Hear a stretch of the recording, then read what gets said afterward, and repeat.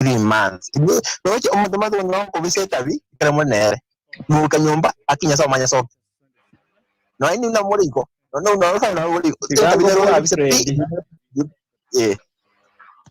Freddy. Umoja. No manyete ngana pomoko posani boli bwa kawaida tu. Favored yangu musani ogo abe best friend and then kuruoro ochote benga favored ni mate no net break up chia kurmaega ninchirago BF nise ko kaira na wongo kamente ni ganga kama kuta omanya ko motenga ende na to wasani oroche ntoko ni patiko chimuinoga noche ebu no yuma okay dan toko tanga ki no matinga fayo na watu mo sandwich mai ko mai na yo ke ndoro ta tío me estás misigo ko visire korje na mbai kuwa na bandara ba it's okay. Karibu sana ndani ya Kisi Hot TV. Tukaweza kupiga 2-3 ngumzo kidogo ndani ya Kisi Hot. Sijui kama unanipata sauti yako iko vipi pale nje, kama iko loud and clear. Let me just confirm sound check. Ndio kama iko vipi. Nataka kuona kama sound check iko vipi pale nje. Tutakuwa narejea hapa ndani. Okay, sawa. Jua kwamba sound iko poa sana. Let me just welcome you to the house. Karibu sana popote unawakilisha rekodi yako. Karibu sana, chukua hiyo link, rushia kwa watu 2-3, waambie tushaingia ndani ya mjadala kama kawaida. Tunapiga tu nayo. So karibu sana tukaweze kuzungumza mambo 2-3 kuhusu siku hii ya leo ama mjadala wa siku hii ya leo. Na tuone tunafikia wapi. Kama unawakilisha rekodi yako kama kawaida, na kukaribisha ndani ya nyumba kama kawa. Karibu sana uweze kupaki nje na unakaribisha kila mtu aweze kuingia ndani. Tukaweze kupiga nayo. Hii ndani ya Kisi Hot TV na mimi nje na unakaribisha kila mtu aweze kuingia ndani. Tukaweze kupiga nayo. Hii ndani ya Kisi Hot TV na mimi nakaribisha kila mtu aweze kuingia ndani. Tukaweze kupiga mshale kidogo tuone tunafikia wapi. Ila tunakukaribisha popote ulipo, wakilisha rekodi yako, piga salamu kwa watu 2-3, wajulie hali kwa watu 2-3, ambie kwamba siku imekuwa vyema, siku imekuwa salama, tushafika. If you are present, let us see you. Kiniambia kwamba I'm present, although tumeingia late hours, but I'm really very sorry. Tutaanza tu one and live and direct papa hapa ndani ya Kisi Hot TV. So let me just do this, guys. Let me do this. Wacha nifanye hivi. Wacha nifanye hivi. Nitakuwa naomba tunaanza one on one. Tuanze live and direct. Ila tu nataka kushare hii link kwa watu 2-3 tujue kwamba tunafika wapi. Nataka kurusha hii link, although tumeanza late leo ni kwa sababu hapa mitambo ilikuwa ni kupepa hapa, yani kupepa ingine. Lakini nashukuru tu Mwenyezi Mungu kwa maana amenipigania, ameniwezesha siku hii ya leo niko papa hapa, na kisha kwamba tunasonga mbele kwa njia iliyo sawa, tunasonga mbele kwa njia iliyo safi kabisa. Okay, so nitakuwa na shukrani zingine 2-3 but ila tunataka kukaribisha ndani ya nyumba kama kawaida. Jaja papa hapa ndani tuweze kupiga ngumzo 2-3-4-5, tujue kama tunafikia wapi, tujue kama tunafikia SMAP. So kama unawakilisha rekodi yako ushafika ndani, let me just welcome you to the house. Karibu sana. Napodunda ndani ya nyumba, let me just welcome you in the house. Tukaweza tukupiga 2-3-4-5. So as I will doing that, let me just give you this. Kupatia hii tunapoendelea kufanya hizi 2-3. So ila tunakukaribisha ndani ya Kisi Hot TV na mimi papa hapa kurutu, pende kunita kukunti itakuwa sawa. Okay. Okay, sawa. Karibu sana kama ushafika, nione ukirusha comment yako pale, tutasonga mbele. Okay, sawa. Right. Asante sana. Tunapofanya 2-3, uhakikisha kwamba kila kitu kinakuja kwa njia iliyo safi. Okay. Let me just give you this. Tunapoenda kusonga, kama umefika ndani, tafadhali niambie ushafika ndani ya nyuma, tulikuwa nafungua mchadara, ila tunataka mniruhusu nikashughulikie kamera yangu kidogo. Kinaona pale nimekuwa tu dull kidogo. Naposhughulikia kamera, nikikuja papa hapa ni kuweza kuhakikisha kwamba kila kitu kinakuja kwa njia iliyo safi, kwa njia iliyo safi. Watu wangu, naomba kwamba na hakikisha kwamba tunapata hapa vitu zikiwa moto moto. Okay.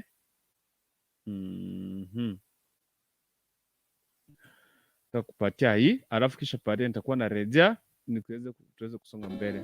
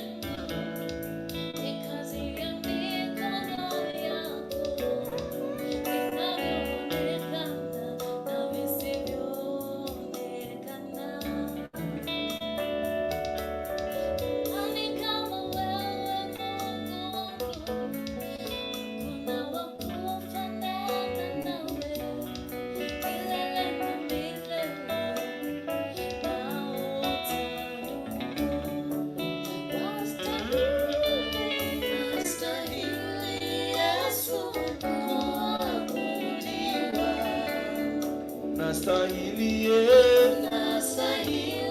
Yesu kuinuliwa, unastahili Yesu kusujudiwa.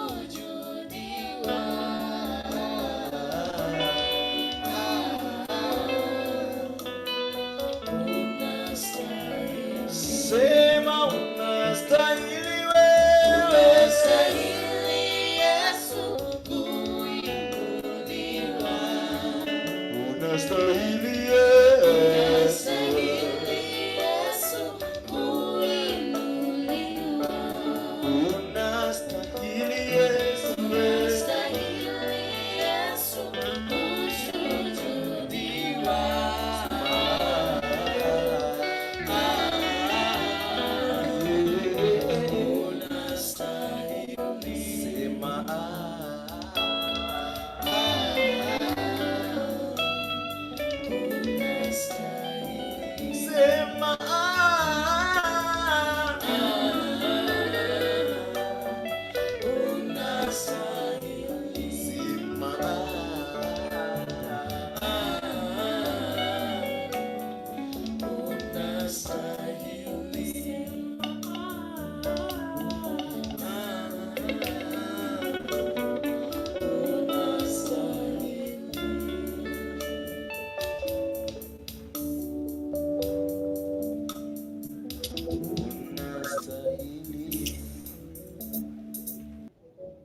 I tell you.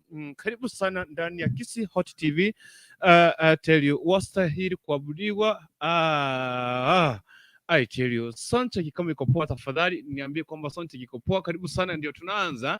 Ikiwa leo tumechelewa kuweza kuanzisha mjadala wa siku ya leo, tafadhali I'm very sorry kwa kuweza kuingia late, but if you are present my people, let me just welcome you with a full force.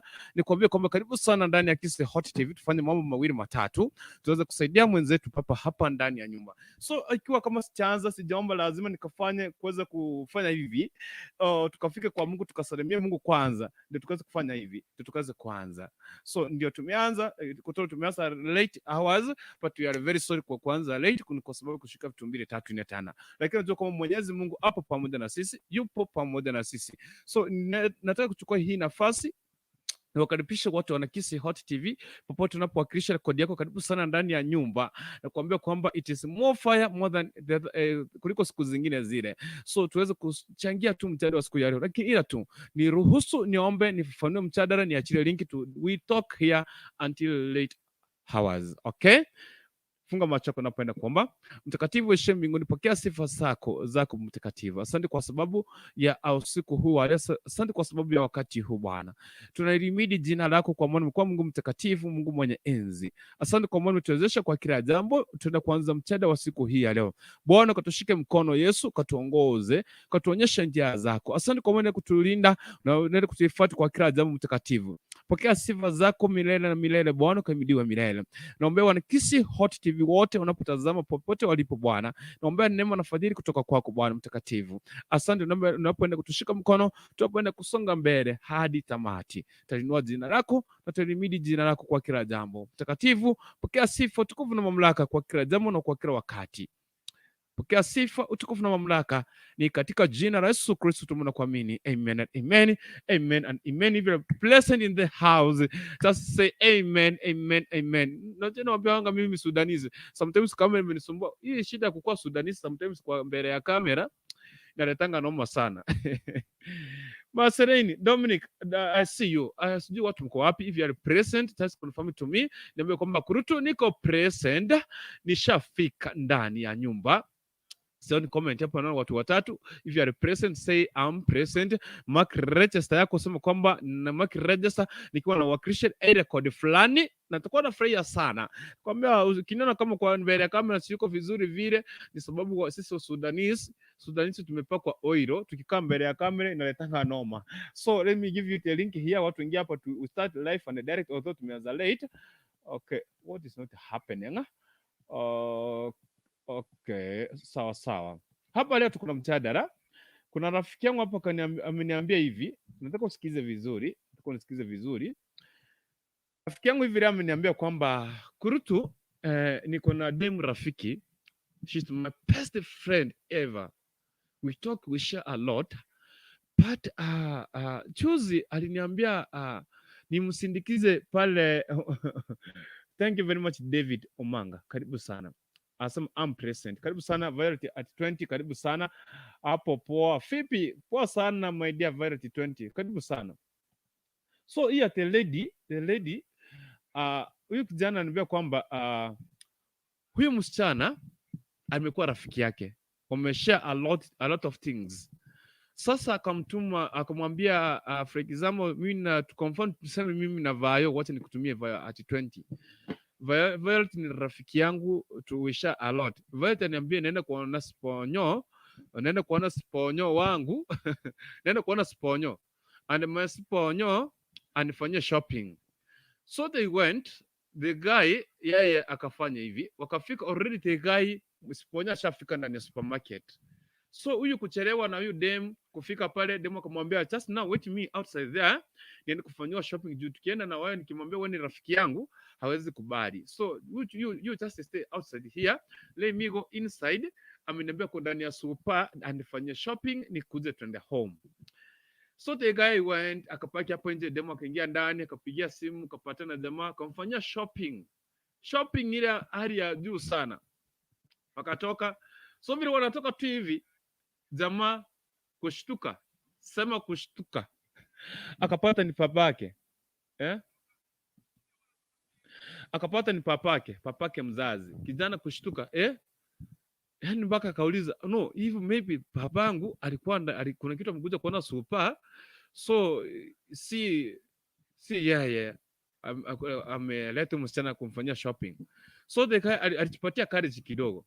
So after the lady came na after jamaa sasa kunotice na mzee ashamuona, so mzee alijifanya akaenda zake, hata wakusalimiana. So the guy alita msichana kamuuliza no, sponyo wako ni nani? Demo anamwambia asini huyu mzee bana, mzee ni mnoma, huyu mzee ni mnoma na kuambia ni mnoma. Sema mnoma juu ya wanoma. So after sasa wameenda, jamaa kashtuka. Demo kwa sababu unashtuka kama niko sawa. Pati jamaa shari papake ndiye sponyo. Kwa hiyo dem rafiki yake wameona shanga story. So jamaa mpaka sasa hivi kuna mawazo, anauliza je, mimi niambie mamangu papangu akona sponyo anamfanyanga shopping, ama ambie demu yule sponyo uko na yeye ni papangu? Hapo sasa ndio anataka tuweze ameshindwa afanye vipi? Sasa ndio anauliza, je, ambie wana Kisi Hot TV wanisaidie hapa. Niambie papangu, niambie dem, the sponyo mwenye alikufanyia shopping, he is my dad. Ama ambie mamake, mam, dadi yako na sponyo anamfanyanga shopping, hata hapa humu afanyanga shopping yenye anafanyanga huyo msichana. So the guys in dilemma. I don't know what's your take. Nishapatiana link. At Violet 20 wa ama kumiboli na bakorosa pi. Na bakorosa. Because imekuja coincidence. The guy na demo hawajui kwamba sasa hapo demo ndio shari realize. Kumbo uyo nako abago chigaiga achokoro shopping nento tochikoragira nyomba the best friend. Kumbe huyu ni papangu anafanyanga I share a lot. Mwaka zamani niambia kwamba tesa time nafikanga naambia dem tafadhali bwana nimeishiwa bwana rent imeishia bwana ni safe nitakurudishia. Hivi na after ashapigia papake mzazi amemwambia ambia landlord kwa na tarehe 15 hapo hivyo nitakuwa nakutumia rent. So the guy anaenda naambia huyu dem they share a lot, private things wana share a lot. Demu namwambia wacha nipigie sponyo wangu simu, najua kwamba atanisave nikupatie utanirudishia. Kumbe the guy demu anapigia papake this jamaa simu, ndio sponyo anamsave jamaa, anakopesha pesa. Jamaa akipigia papaka simu anamwambia kijana wangu ngoja katikati ya mwezi tu hivi nitaona advance I will save you.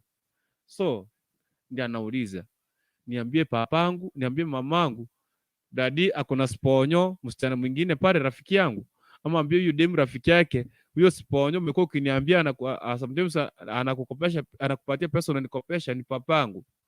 So the guy amepaki ni dilemma mpaka sasa hii, tangu atoke pale shopping ajenda kuona huyu demu pesa yake hajaenda pale, ameenda underground kwa sababu ya mawazo So ndio anauliza tumsaidie vipi. Nishapatia na link iko hapo, ndio hapo mpatie ushauri, anatufanya nini. He is watching. Anauliza niambie dadi yako na sponyo, na sponyo anamfanyanga shopping classic sana, ama ambie dem huyu sponyo mwenye anakufanya this everything, he is my dad. So ndio anauliza tumsaidie, link lishapatiana hapo. Naona kama iko na shida, naona kompyuta yangu hapa kidogo na niletea shida kidogo. Nikwambia ukiona kama inaleta shida kidogo, ukiona kama niko kama Sudanese, hiyo ndio kara yangu. Sometimes okay, via Peps, thank you for coming. I see you here. Wacha nipatie na link hapa via Peps.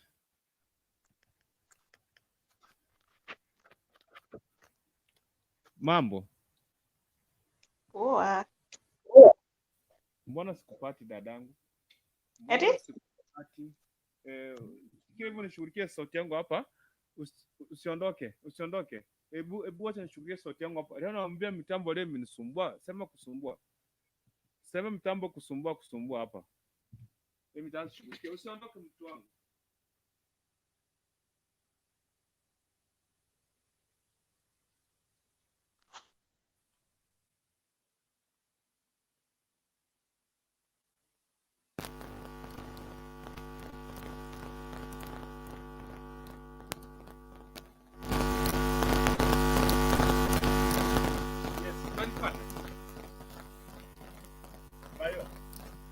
Nisikie. Nienda kushughulikia hii. But kuna kidogo.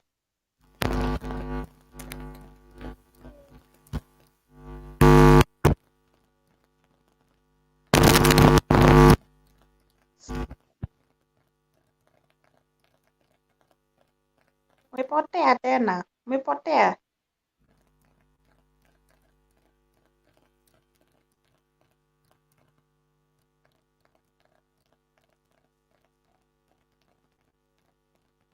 Hakuna sauti, hausikiki.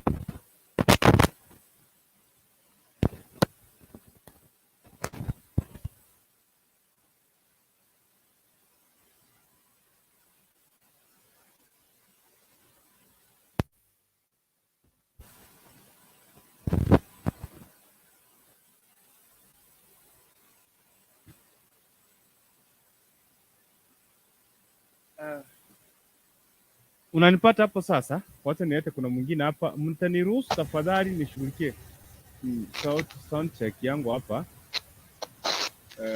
Sanya, see you. Karibu sana. Mtaniruhusu nishughulikie sound check yangu. Maybe kuna shida. Wacha nitumie simu. Okay. Na nadhani mnanipata. Wacha niingie hivi. Nataka tukae pamoja. Niruhusu tu niingie tu hivi. Tufanye na nyinyi, tuingie na nyinyi one on one. Okay. Sasa nishughulikia hapa nyingine na simu. Ndio sound check yangu itakuwa ni wapati at once. Tukiingia at once ndio itakuwa sawa. At least we see on what to do. Okay. Sasa nishughulikie, msiondoke ndio hivyo.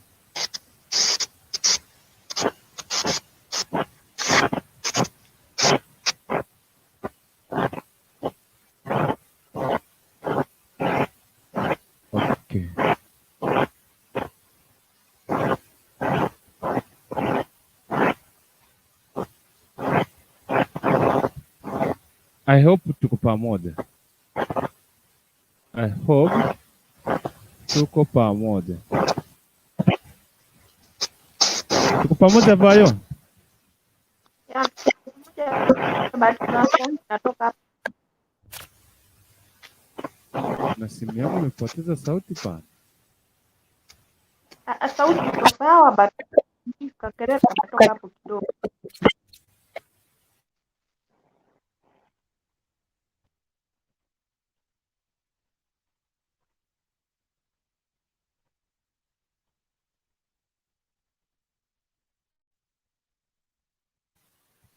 Okay, si tuko pamoja sasa? Yeah. Yes, sasa tutapigia na hii side. Nitumie simu kama sound check. Nisikie mitambo mbona inakataa leo. Okay. Demu. Sauti tunaona nasumbua. Right. Hapa unapatana kweli?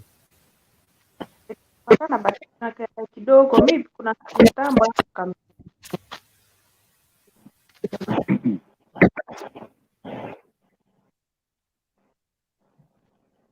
Hapa iko sawa sasa? yes. Yeah. Okay, karibu sana. Sanya, karibu sana. Ni sababu ya hii mitambo tu inatuletea shida kidogo, lakini everything is well and good. Tutaka kuanza sasa. Karibu sana Vayo. Say hi ndio tuanze, tusaidie ndugu yangu hapa, tusalimiane kwanza ndio tusonge mbele. Ah.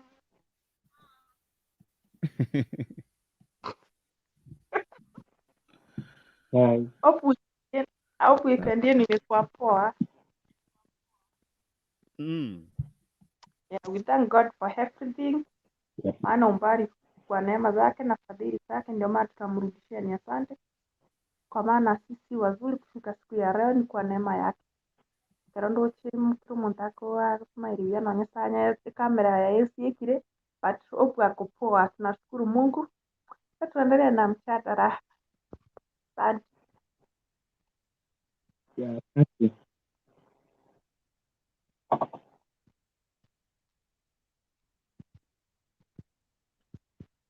Unmute your mic.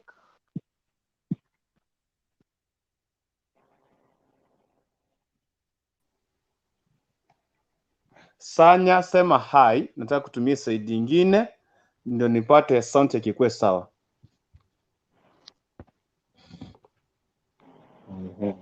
Sanya, unanipata? Say hi. Yeah, nakupata vizuri. Hi.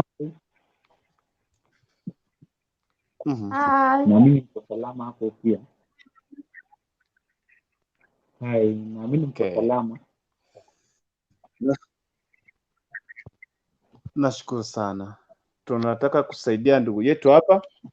Yaani ameshtuka kupata papake, yeye ndio amekuwa akikopesha pesa na fund yake anatumiwa. So, sisi tuanze na nani? Wacha tuanze na Vayo. Vayo, tupatane ushauri upi kwa huyu ndugu yetu? Anatutazama na anakusikiza vizuri sana. Utamwambia ushauri upi?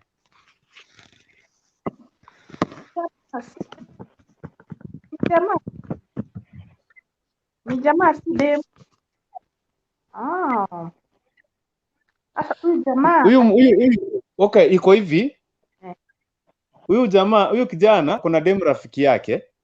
Huyu Demu ni rafiki yake, wameshare lot secret. Demu amemwambia leo nataka kunipeleke supermarket, anakuja kunifanyia shopping, njoo nipeleke. Wamefika pale, amemwambia ningoje hapo aje niingie ndani, siponya shatangulia ndani ya super. Wewe paki hapo nje nifanyie shopping, alafu I'm coming tuende. Jamaa kupaki pale nje. Ile after Demu ashatoka nje na shopping, kushtuka anaona papaka akitoka na huyo Demu. Kuangaliana papaka akasipatia shughuli akahaga huyo Demu akaenda. Sasa huyu Demu kukuja, so the guy akamuuliza, "Huyu ndio siponyo nilikuwa unaniambia?" Akasema usiano mpaka akamwambia he's looking good. Huyo jamaa anafungukanga pesa, akiamua kumwaga na mwaganga pesa. Sasa Demu hajui kwamba huyu Sponyo ni papake huyu kijana. Sasa ndio kijana anauliza, ambie Demu ukweli kwamba huyu ni papangu ama enda ambie mamake pale nyumbani.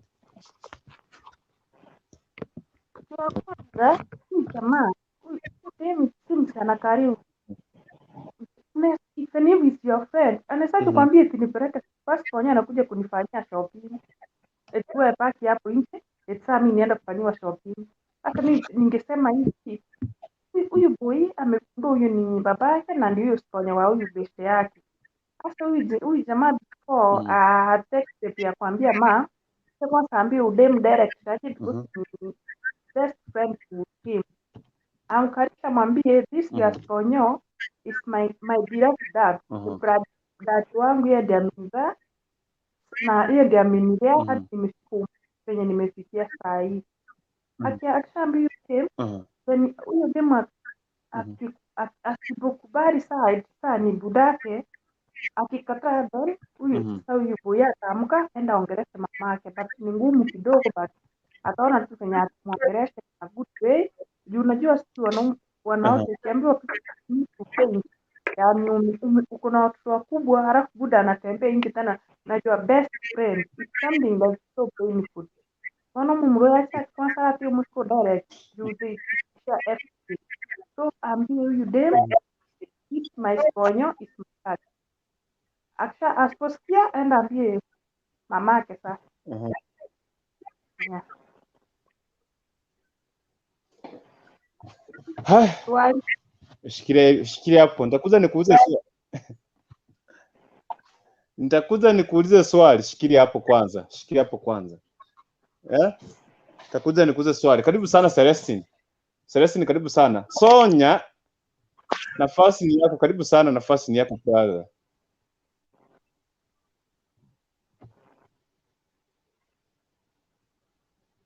Haya, asante. Sasa mimi ningesema hivi. Unajua sasa baba ya huyu kijana nadhani ni ile iliwezekana kuwa ni rafiki ya kijana wake.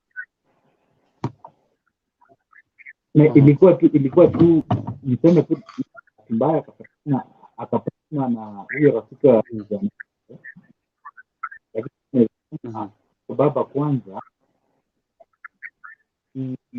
labda kutembea nje ya ndoa yake kama usimu. Hata kama ni rafiki huyo kijana wake, bado kuna mwingine labda. Sasa kwa huyu kijana huyu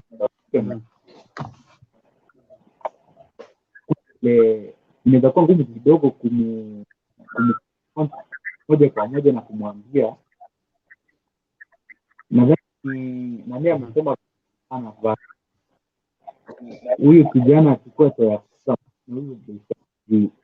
wanakaa rika moja, wanaweza ongea waelewa, na wakishaongea kama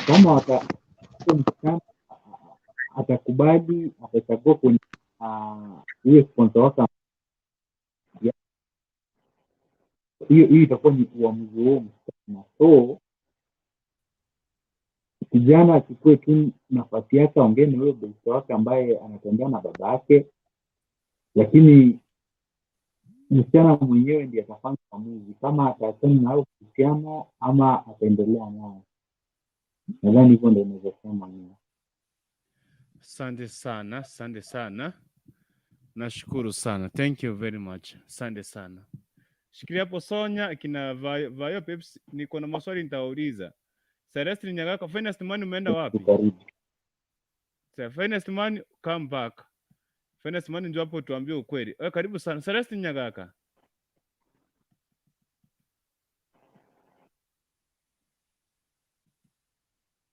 Celestine, unmute your mic.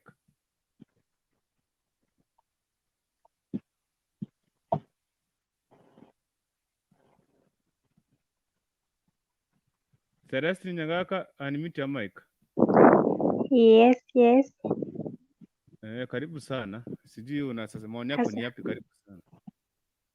Mimi kwanza hata sijashikanisha mjadala uko wa nini hapa. Salimia watu, nikwambie mjadala inahusu nini. Habari zenyu wapendwa. Nzuri. Nimefurahi kuwaona. Tumefurahi pia kukuona. Karibu sana. Otoa tukuoni. Afungue kamera Mimi nawaona. Kwenye niko. Saa hii nimeweka simu kwa mfuko, Waiguru ananipeleka mbio. Oh, pole. So mjadala iko hivi. Hapa kuna kijana anahitaji ushauri. Anasema kwamba babake amekuwa kumbe ndiye amekuwa sponsor wa demu mwingine ambaye ni rafiki yake. Huyu demu alikuwa kisha secrets. Jamaa akikosa pesa sometimes mzazi akimwambia kwamba nakutumia rent katikati ya mwezi, ambia landlord hivyo, jamaa anakopesha huyu demu pesa. Demu anamwambia aje niitishe sponyo alafu nikupe.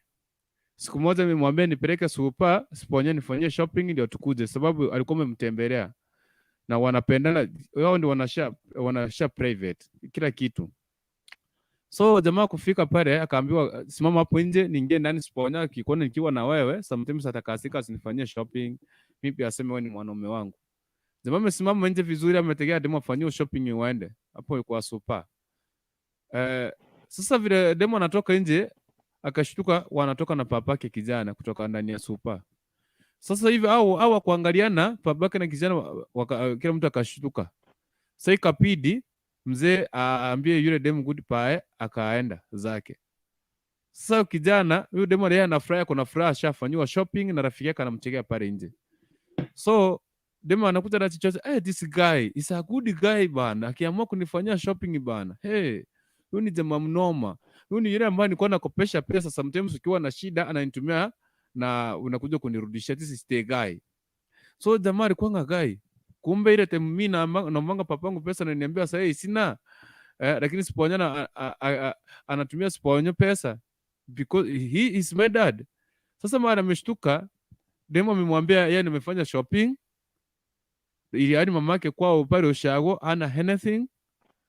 Jamaa pia na yeye para amekoza vitu zingine, mzee anamwambia sina pesa. Sasa ndio anauliza, ambie msichana huyu ni papangu ama ambie mamake dadi ako na sponyo pale Nairobi, ndio anahitaji ushauri. Karibu sana.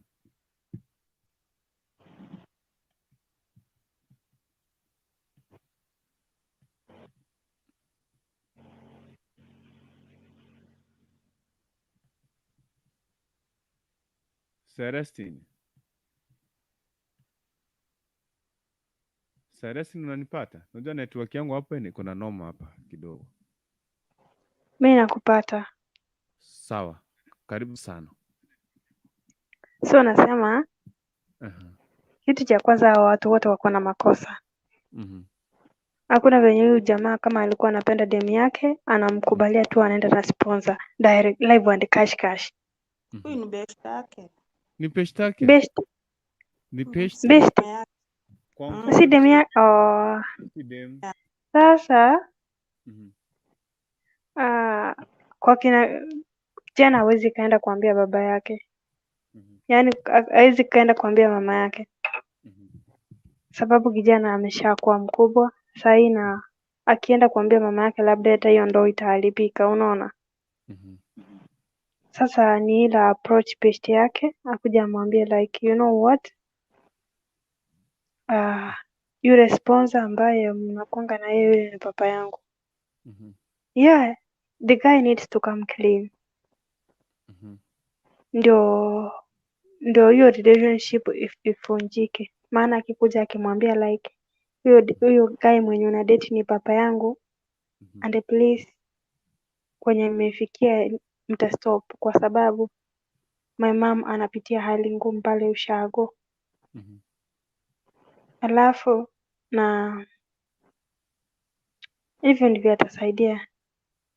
Na hata kijana kama ako na courage enough anaweza approach papa yake. Amwambie dad, I know everything. Unajua nowadays hakuna kitu cha kufichana. Dad, najua kila kitu, najua unakuanga na yule msichana ni best yangu. Tunakupenda and we want you back home. But as for mom, let it be private. Mom asiwaichua kama kuna kitu kinaendelea kama hicho. Because kitambreak na she's old actually, you know that. Amekuwa old na afai kusikia mambo ya pressure kama Yara amesibuku mapema. So let the guy play the game. Ambie msichana na approach papa yake. Yeah. That's what I'm gonna say. Aende kwa papaka amwambie we na ukipiwa rutuba Yes. subori. Wewe kurukuntu, wacha nikwambie hivi. Si mimi naenda nimwambie dadi nataka unipatie pesa fulani. Kwa kawaida venye anasemanga sina, akwambie sina. Mwambie unajua baba nini? Najuanga unatumianga mtu pesa fulani. Na yule ni rafiki yangu. Ama utaka kuwakutanisha vizuri mpaka na huyo demu. Unaweza peleka hata baba yako mwambie papa tunaenda mahali fulani. Alafu upigie yule demu simu akuje. Then mtasolve issue hapo, mwambie dad, huyo ni rafiki yangu. Na najua kila kitu.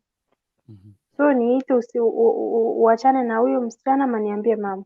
Of course hataenda kuambia mama yake. And the dad atatulia tu. Yaani unajua kuna wazee wengine, wacha nikuambie Celestine. Kuna wanaume wengine waweze ambia, yaani usiukileta usidemu pasi, unajua ukifanya hivyo, hapo demu ndiye amekuwa akikura kutoka hapo. Huyo demu hapo Sasa unajua ukifanya hivyo demu ndio. Sikiliza, demu alikuwa anajua. Unaona? Hata huyu Chali alikuwa anajua. Unaona? Yaani Chali alikuwa anajua huyu demu ako na sponsor.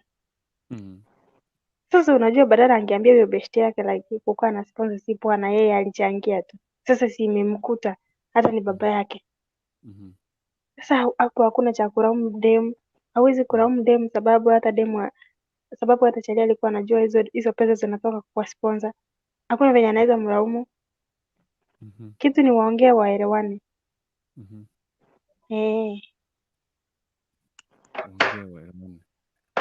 Waongee waelewane sababu hakuna venye anaweza anza kulaumu demu. Demu atamuuliza, si ulikuwa unajua ninatoa pesa kwa sponsor? Si nilikuwa ninakuambianga? Kwani ulikuwa unajua sponsor ni nani? Si ni baba huyo? Sasa kama mimi sikuwa najua kama ni baba yako.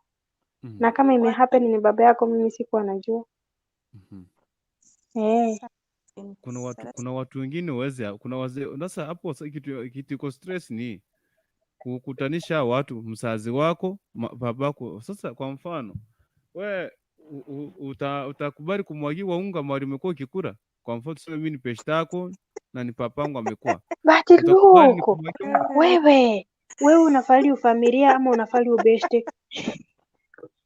Unafali ufamilia ama unafali ubeshte? Ndio Ni mama nakuuliza yako utajali? Wewe kama msichana utakuruhusu ni kumwagia unga? Ndio wewe ni pesta yangu, utaruhusu ni kumwagia unga? Baba akishajua, sikiliza, baba akishajua ninajua ataogopa. Yeah. Si already Buda yoyo jamaa anajua azini wakitoka kwa super before wapeane hug ya mwisho ile ya kuenda. Si Buda alikutana na huyo mtoto wake wakaangalia kila mtu akashtuka. Buda anajua aje mtoto wake anajua. So Sasa hapo demu Chali ata approach papa yake vizuri. Amwambie daddy ninajua kila kitu. It's not easy. Si rahisi hivyo jamaa. Si rahisi. Sikiliza. Si rahisi, lakini sasa Chali hawezi enda kuambia mama yake cheki baki. Unaenda kuambia yule mama mzee aje eti mama. Hebu sasa sikia baba yangu hivyo. Yule mama atakufa pana. Sasa kama wewe ni kijana mwenye uko na akili, ambia baba yako. Na huyo msichana sasa mwambie unajua wewe ndio umekuwa ukikula pesa zetu. Mama yangu hana kakitu. Kwanza leo before Celestine kwanza before huyu boy anamwambia Sanya, wewe utakubali kama wewe utakubali kwenda kuambia babako umwambie kwamba unajua ile kitu ilikuwa hivi?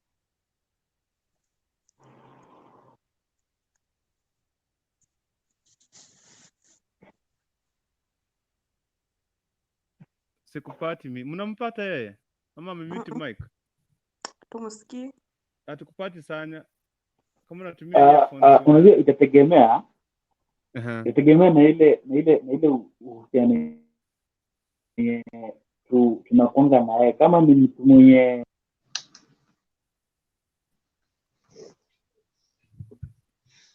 Hello. Yes, nakupata. Endelea, tunakupata. Mnanipata sasa? Yeah. Yeah? Nakupata. So nilikuwa nasema Okay. Itategemea. Mnanipata? Tunakupata. Celestine mute mic, sisi tunakupata vizuri. Sasa nilikuwa nasema ikiwa ni babangu, unajua kwanza itategemea na ule uhusiano wenye tunakuanga na yeye kwanza. Kama ni mtu mwenye anakuanga free tunaweza ongea, lakini kama najua ni mgumu kidogo, hiyo itakuwa ngumu hapo. Ni mova. Yes.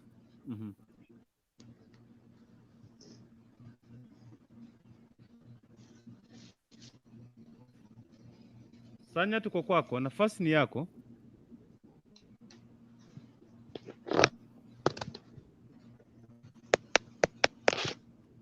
Sanya, nafasi ni yako. Nilisema Hello. Yes, nakupata. Yeah, nilisema kitu ya muhimu itakuwa hapo ni kama uhusiano ni mzuri na baba, itakuwa rahisi sana kuongea na yeye moja kwa moja, alafu utasikia hata vile yeye atakuwa anasema. Unajua atakuwa na fikira zake pia, akifanya hiyo mambo anajua chenye anafanya. Sasa kama ni mtu mwenye tuko free na yeye, uhusiano wetu uko sawa, nadhani haitakuwa shida kuongea na yeye moja kwa moja.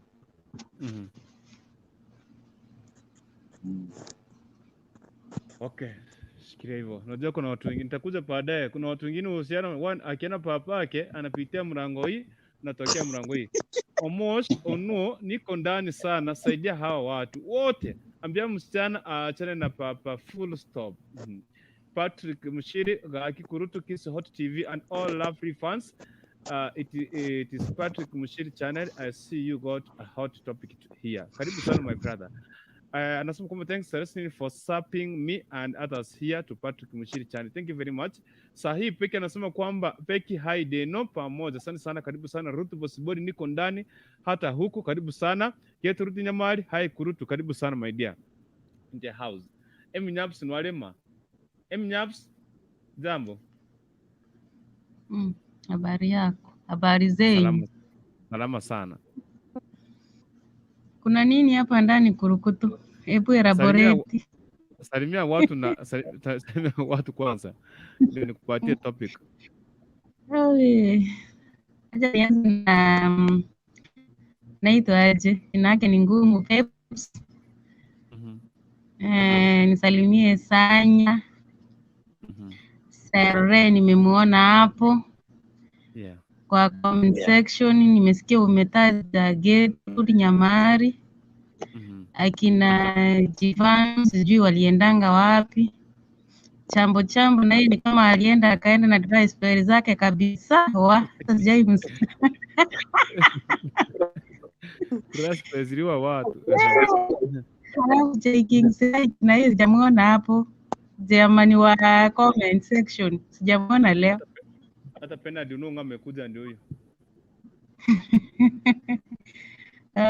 Bernard ameingia. Siingie live. Cha kuja kwa screen. Yes. Yeah. So topic iko hivi. Hapa kuna kuna kijana anasema papa yake amekuwa akimcheza akiwacheza for so long. Kijana ama msichana? Kijana. Akona demu rafiki yake ambao wanashare naye vitu mingi sana, wako naishi pale town. Na papaka kwa anakaa kwa hiyo town. Mwana na kufanya kazi. Sasa siku moja demu amemwambia rafiki yangu, Juu umenitembelea na nilikuwa naondoka kwenda kuona rafiki yangu nifanyie shopping na nisiponyo. So take me. Ameenda wapi? Huko. Sawa. Nipeleke kwa hiyo rafiki yangu at least anifanyie shopping. So huyo jamaa akasema kwa siponya nitakupeleka, na siponya kikataa kukufanyia shopping, akamwambia utakaa nje ya super. Wakaenda tu na yeye mpaka pale kwa supermarket, akaambia jamaa paki hapo nje. Kijana akapaki pale nje, demu akaingia ndani juu siponya alikuwa ameshatangulia ndani ya super. Akaenda kumfanyia shopping akamaliza. Sasa shida limetokea. Kutoka nje ya super, kijana ndiye amekuja kulia rais, siponya kumbe ni papake. Ndio ametoka na huyo demu, wala wasata wameangaliana. Juu kijana kwa anaangalia kwa mlango ndiye akiona hiyo demo akitoka ndio at least amsaidie. So hiyo kuangalia tu hivyo kaona papaka anatoka nayo. Na papake kuangalia tu hivyo kabata kijana anaangalia kwa ndani ya super. Wakashtuka kila mtu. So babake ikabidi akapatia hiyo demo kumpatia bye akaenda. Sasa stress maliko huyo kijana alishtuka mpaka demo kama what is wrong? Kamwambia this is the guy. Yule jamaa nilikuwa nakuambia mnoma, ile unakosanga pesa, sometimes unataka kulala njana na nampigia simu ananikopesha pesa na kupatia na kuja kunirudishia ama rent. This is the guy. Huyu jamaa ni mnoma, anafungukanga kwa pesa. Na jamaa kumbe ni papake. Sasa ndiye anauliza, ambie huyu demu huyu ni papake ama ambie mamake dadi yako na sponyo akona kademu kengine pale na Nairobi anarisha kila siku. Ndio maana tupatangi kitu. Karibu sana maoni yako ni yapi? Wacha nicheke. So let's say that huyu kijana na huyo msichana ni mabeshte tu, ni marafiki tu, yani si boyfriend na girlfriend, si ndio? Ni best friend, si ndio? Guy, kijana hisi akaambia mamake, hapo itakuwa ngumu. Sasa ataanzaje? Lakini hapo ni noma. Wacha front babake amwambie, amuulizie. Amuulizie, asikize venye babaka atamwambia. That is the only solution. Kuna stress hapa. Hata akiongea na papake, unajua hata akiongea na papake, bado utapata huyu dem, utapata bado dem wako anang'ang'ana sababu anasema huyu mzee anafungukanga kwa pesa. Na shida nyingine ni hii. Shida nyingine ni hii. Kuna wazazi wengine ni umbwa kali. Huwezi kumfika karibu anze kumweleza hizo vitu. Ndio sasa imemshinda, anaanza vipi? Si ataenda awaambie basi hiyo demu, kama hiyo demu ni rafiki yake, si wataenda tu waanze story nyingine hapo wakuza muulize walianzana lini na huyo sponye. Alafu amwambie by the way nilishtuka. Kai, nilishtuka kuona sponye ni babangu. Afunguke kusema ukweli. Afunguke kusema ukweli juu hata unaweza pata huko nyumbani kwa baba yao wafanyangi hiyo shopping. Ni kama shopping ya shtuka Kai. Kwani pesa zote zinaenda huko. Jamani niambia hivi. Sometimes anapigianga papake simu, anamwambia mzee, aki rent landlord anaitisha rent. Aki si nisaidie eko. Nituma rent. Mzee anamwambia ambia landlord kwenda katikati ya mwezi nitamsort. Lakini sasa jamaa akienda kwa demu akiambia demu aki please check vile daddy ameniambia ni kama ana do. So ni save tu pesa by the way. Nitakurudishia nilipe rent sometimes tupate food. Demu anamwambia ngoja tu kidogo. Kuna sponya hapa anafunguka ngazi nimpigie simu mwambie kuna na shida. So sponya anafunguka anatuma pesa. Sasa jamaa leo ndio amekuja kulia rais. Kumbe this guy alikuwa sponya anapigwanga simu napewa pesa na kopesha after mimi nikimpigia na niambia hana, kumbe ni babangu. Za kupatia hiyo demu zipo lakini sisi kama familia haziko. Unaona? Hiyo inamuuma sana. Lakini acha nikwambie kurukutu. Unaona hata babake mali yako sahi, hata yeye roho inamdunda. Juu hata naogopa huyu kijana nisema kwa mama yake. Sasa ni nini? Lakini kitu mzuri, wacha akonifront huyo msichana, juu pesa zao zinaenda kwa huyo msichana, na huyo msichana anasemanga Sponyo wangu huwa ananipatianga pesa mingi. So the thing is, amwambie the reality. Huyu ni babangu, huyu Sponyo mwenye unakula pesa zake ni babangu, mwenye nakwambianga ana do mwenye ananiambianga eti ningoje katikati ya mwezi.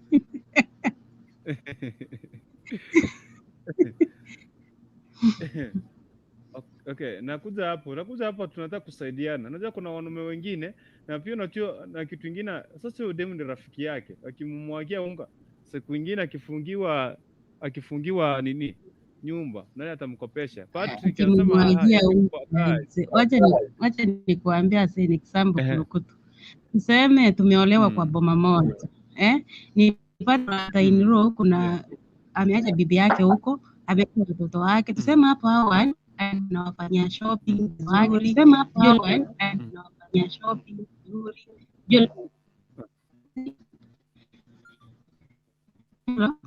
Yes. Okay. Nilikuwa nasema for example brother in law. No, ni brother in law. No, ni mzuri. Alikuwa anakuja nyumbani na every evening anakuja kubini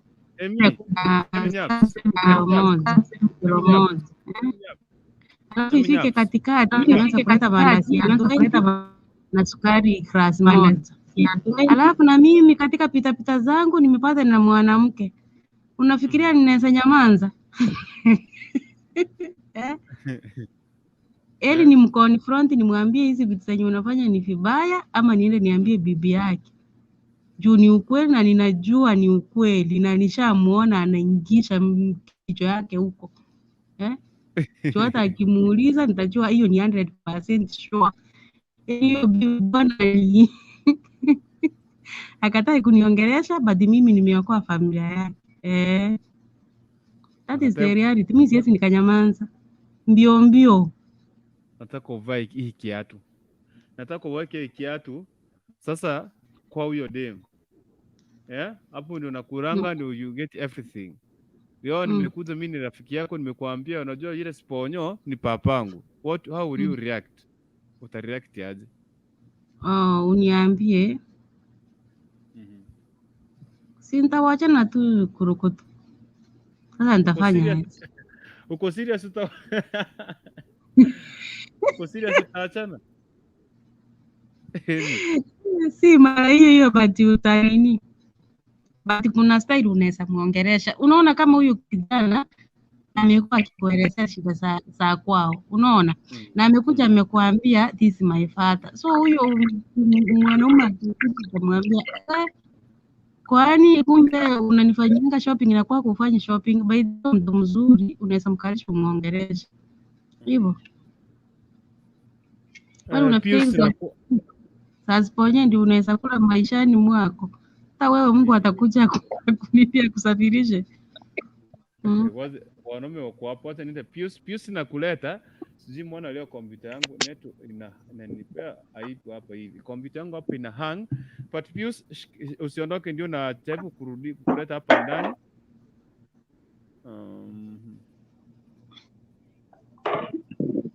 Okay. Pius, karibu sana. Karibu sana Pius, karibu sana. So, wacha tu Asanyo nakuja kwako na Asanyo nakuja kwako na Celeste nishikilie hapo kidogo. Hao wanawake lazima watuambie ukweli, akiambiwa kwamba wataachana. Pius, karibu sana, asalimia watu ndiweze kuingia kwa mjadala. Karibu sana, nafasi kwako. Yeah, good evening, good night to everyone. Thank you for being there for Kisi TV and accompanying Kuntu. Thank you for your presence. Thank you for those who have continually subscribed to us, Patrick Muchiri channel and other channels. Thank you very much. I know Celestine, and I hope others will do it immediately after they leave the platform. So thank you very much. Is that all you want from me? You're welcome. Welcome. Karibu tutemchadara, tuambie wewe umesikiza mchadara hivi. what will you say if it were you? Utasema nini? Utaambia babako kwamba, ama utaambia mamako, ama utaambia msichana? Myself, Wapi utashuka? well, for me, this is a very hard topic, a very, very difficult topic. First of all, maybe it depends with the relationship that you and your dad have, If you really don't have a very close relationship, you better not bother tell him, You better not tell him. But I think, to my age at this time, it would be easier for me to approach, perhaps not my father directly, but I can approach the girl. The girl, I can approach her at this age. I think I got that courage, If not so, I would ask maybe my age mates, my closest friends. If not so, maybe wazee. I would easily actually approach wazee, wazee wa chama cha wazee, or a closer friend to my father, than doing it directly, knowing that it can cause, maybe more harm, especially if I don't have a close relationship with my dad. And on the other hand, for me, as I just put in my comments, I think to tell my mother at this age, there are certain things that I hold, back. Some of the things from telling my mom sometimes, because I know it can create actually maybe a double trouble, My mother is a sick mother, is a sick mother with blood pressure and so forth. And to tell her an issue like this, it will actually boil her up, her anger and everything. And then I'll be struggling now, dealing with this case and rushing my mother to the hospital, So it is better to avoid, not to let my mother know, since it is not a deadly sin. Hata Biblia kuna mahali inasema, there are sins that are deadly and there are others that can be corrected at a certain moment, So because this is not really a deadly thing, it's something that can be dealt with, in a easier manner, in a little harder way, but again, by being humble, as you approach it. Because huyu kisichana kenye kinasubua babako, kiko na mashida mengi, maybe sometimes, or whatever it is, you have to look at the background. I have a question for you. Yes, sir, miss. So please, I was asking like this. You say that you will involve elders or your friends, like, so how do you think, like, unawezaanza aje kwenda kuambia ma elders? Don't you think that ukishaambia ma elders and then your mom will know from there? And will you like to decroach kutoa baba yako nje? Hii ni matter iko very sensitive. Wewe mwenyewe kwanza uko na aibu. That's very bad thing. Wewe unaweza anza aje kwenda kuambia watu wengine, sikia, this is my dad amekuwa akifanya hivi, and hao watu na wao pia wataenda waseme, actually hiyo kitu itapita round na ifikie mama yako, huyo mama yako mwenye ako na pressure and all that, na sasa amepata hiyo kitu na itamuaffect na akufe. Will you like that? And that is why I said I'm not actually going to address my father. The message that I'm giving, so don't you think hao watu wenye unaenda kuaddress, so the main point iko hapa, however hautaenda kumaddress, si hivyo? This thing, it is just between you, that friend of yours, watu watatu, hakuna mtu waina anajua hii story, unaona? And if you say that you are going to tell the elders, hey, wacha nikwambie, hata walls ziko na masikio. Sasa wao wataenda waambie mabibi zao, nao mabibi wataenda kuambia huyo mama yako. So at the end of the day, hiyo kitu imecirculate, kila mtu anajua, like, huyu mwanaume ako na mtoto mwingine. But kama wewe mwenyewe ungemuapproach umwambie, dad, I know everything, ama uambie uongeleshe huyo msichana, I think haitaleta impact kubwa. just to wrap up for the others to have their contribution, what I would say here is that, to address any kind of truth in this world, you must be ready for a little consequence. There must be anger, there must be ili uponye kidoda chako lazima unaweka dawa, yani unaweka dawa na dawa hiyo inakuumiza. There must be a sort of be prepared before that. Prepare yourself for any consequence. Juu hata ile hujui kama okay, you have seen the shopping and so forth, but you're talking, maybe you're suspecting there is a deeper relationship. Si ati umewakuta yani kwa kitedo, yani you have not seen beyond that. And that is why I'm saying this all requires humility and so forth. But if you have to really go abroad because of telling the truth, let it be. This is the truth you're addressing, it's the truth. Truth, there is, you cannot divert the truth. Truth remains a truth. Hata kama ni kwa baba yako, hata kama ni kwa mama yako, yani kuna ukweli mwingine. Ukweli unaishi ukweli. Hata if we try to peanut it or to put bluebird in a bread, yani bread yenye iko na imeoza, yani hiyo kuoza inakaa ndani tu. Kwa hivyo inafika mahali lazima uongee truth. Juu huyu msichana pengine ndiye anachukua pesa yako ya school fees.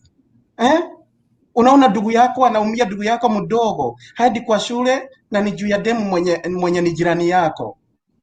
So just tell it the truth, and be prepared. Kama if it's leaving home because of that, wewe enda, utarudi, lakini hasira zao zitakuwa zimeisha. Hasira ya mzazi haikaagi sana. Wewe enda miaka 2-3, alafu rudi nyumbani, watakupokea tu kwa mtoto yao. Okay. Asanyo, come back. Asanyo kuja hapo useme ukweli hapa. So kina Celestine na Minyaps, anybody is watching, akina Osebe Grace ndiye anaingia nasema high five to everyone. Karibu sana. Hapa nani ataambiwa ukweli? Tuseme hapa ukweli. Tutaambia nani ukweli? Taambia nani ukweli? Pio Celestine, wewe tuseme ni mama, ukisikia hiyo taarifa, how would you behave? Of course I will behave abnormally. Nitaact vibaya sana tena zaidi. Sikiliza nikwambie, kitu cha kwanza najua ya kwamba hii kitu nikienda nikiambia mama yangu rasmi ndoa ya mama itafunjika. Kitu ya kwanza, kama ni kupigana itakuwa kwa hiyo nyumba. At this age my dad wakianza kupigana na mama yangu because of those issues, sijakuwa nimesaidia hapo, sitasaidia. Na ndio naona mambo mengine unafaa kutumia hekima. Just approach me in the approach daddy, nimwambie daddy, manze ufanye poa. Hai, yule ni besti yangu manze, na daddy school fees hata nakuombanga na unaniambia una, na ameishi unajua nini? Ameishi kuniambia kukuhusu wewe spawn. Hata mpaka leo nikamwambia unajua aje? Hebu leo tuende nione hiyo spawn. Kumbe ni wewe daddy. Manze ufanye poa. Ufanye poa. Mimi ufanye poa daddy. Alafu enda ambia Yes sir.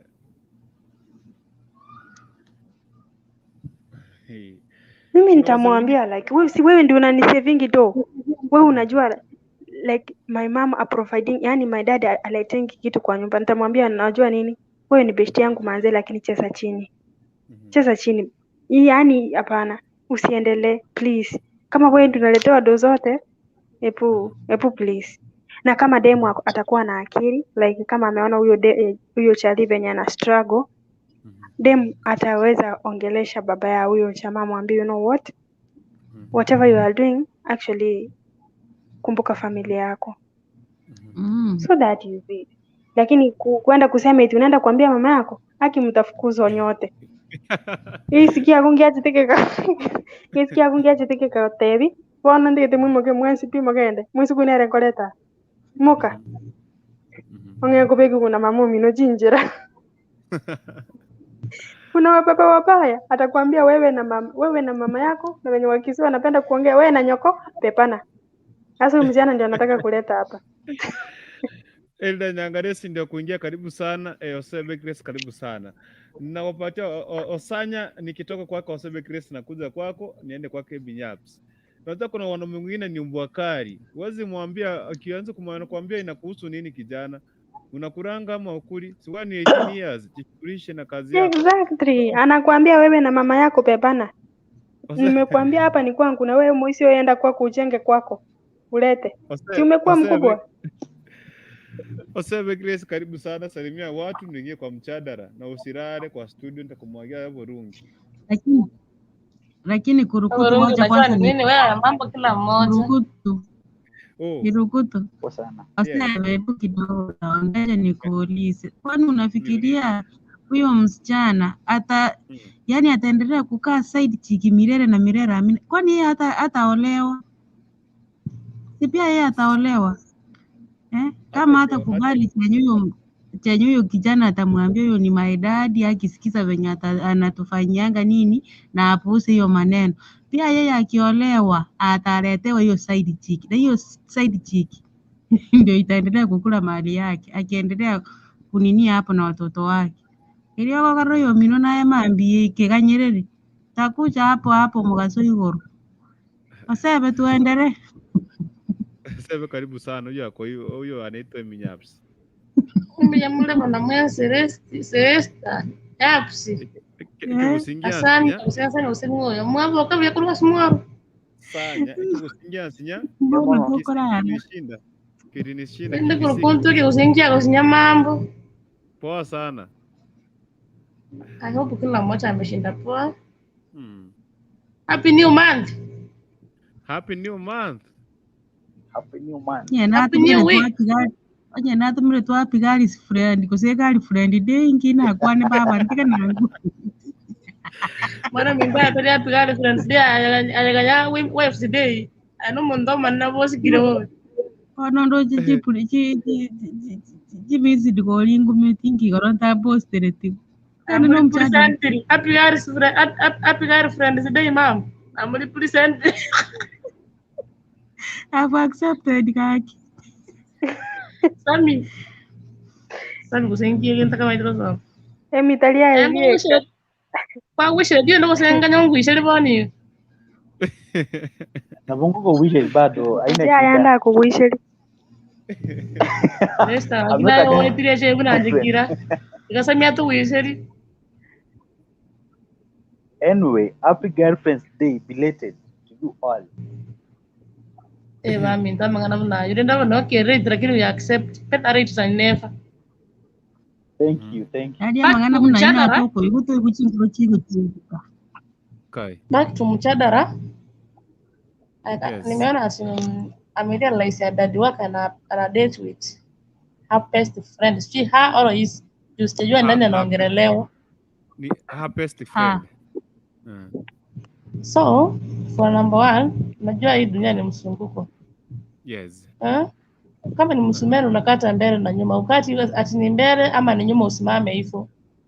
Kama ni msumeno unakata mbele na nyuma. Saa hii una date na baba yangu. Kenye unanifanyia leo pia kesho wewe tu tutafanyiwa hiyo. Azin Mungu ni Mungu aladi. Mungu ni wa leo, kesho na hata milele. Ukifanyia mwenzako kwa hoyo mino ayarama ya. Abu sema. Weke kabisa. Wana aya menanga suzinsa minanyo omete and then once we tasa mugasa magendo. Mwita najua machozi ya mwanamke aiendi chini hivyo. Okay.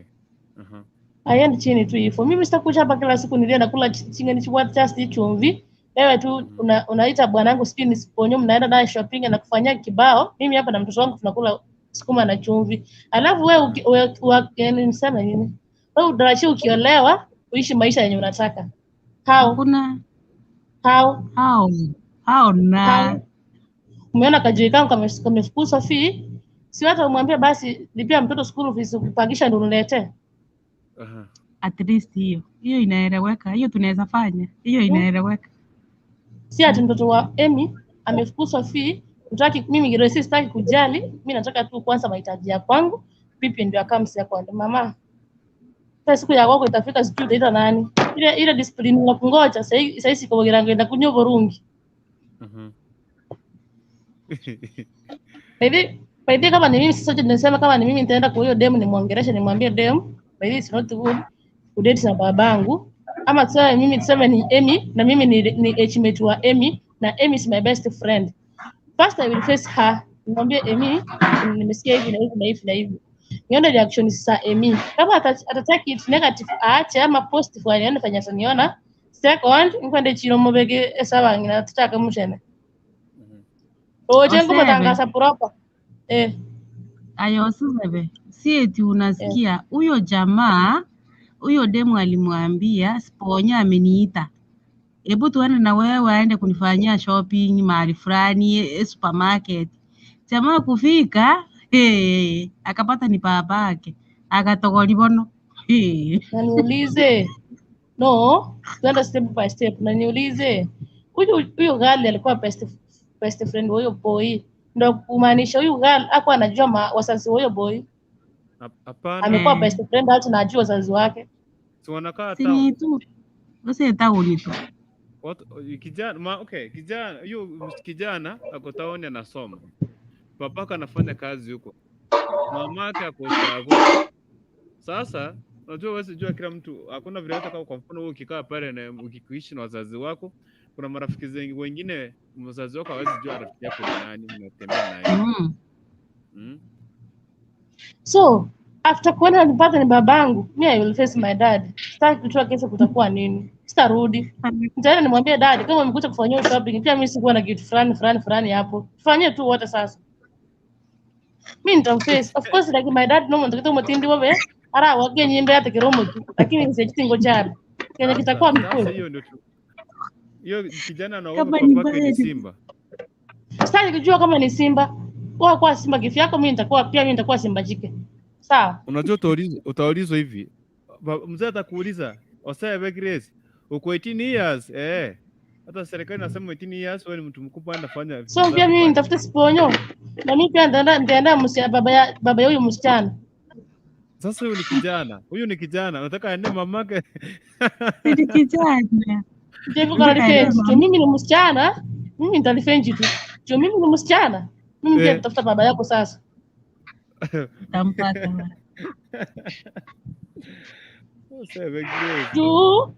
Juu ama nikute nikwambie haki huyo ni babangu sasa utaenda ama utawacha? Nione pia wewe fanya utaliaga ama niache Amy. Unaniambia ulikuwa unaenda kwa Sponyo nikifika nikwambie Amy haki huyo ni babangu. Usiporeact vizuri pia mimi nitafuta baba yako. Kwa babaka apendi. Atapenda sasa nitamwendea kitu atapenda.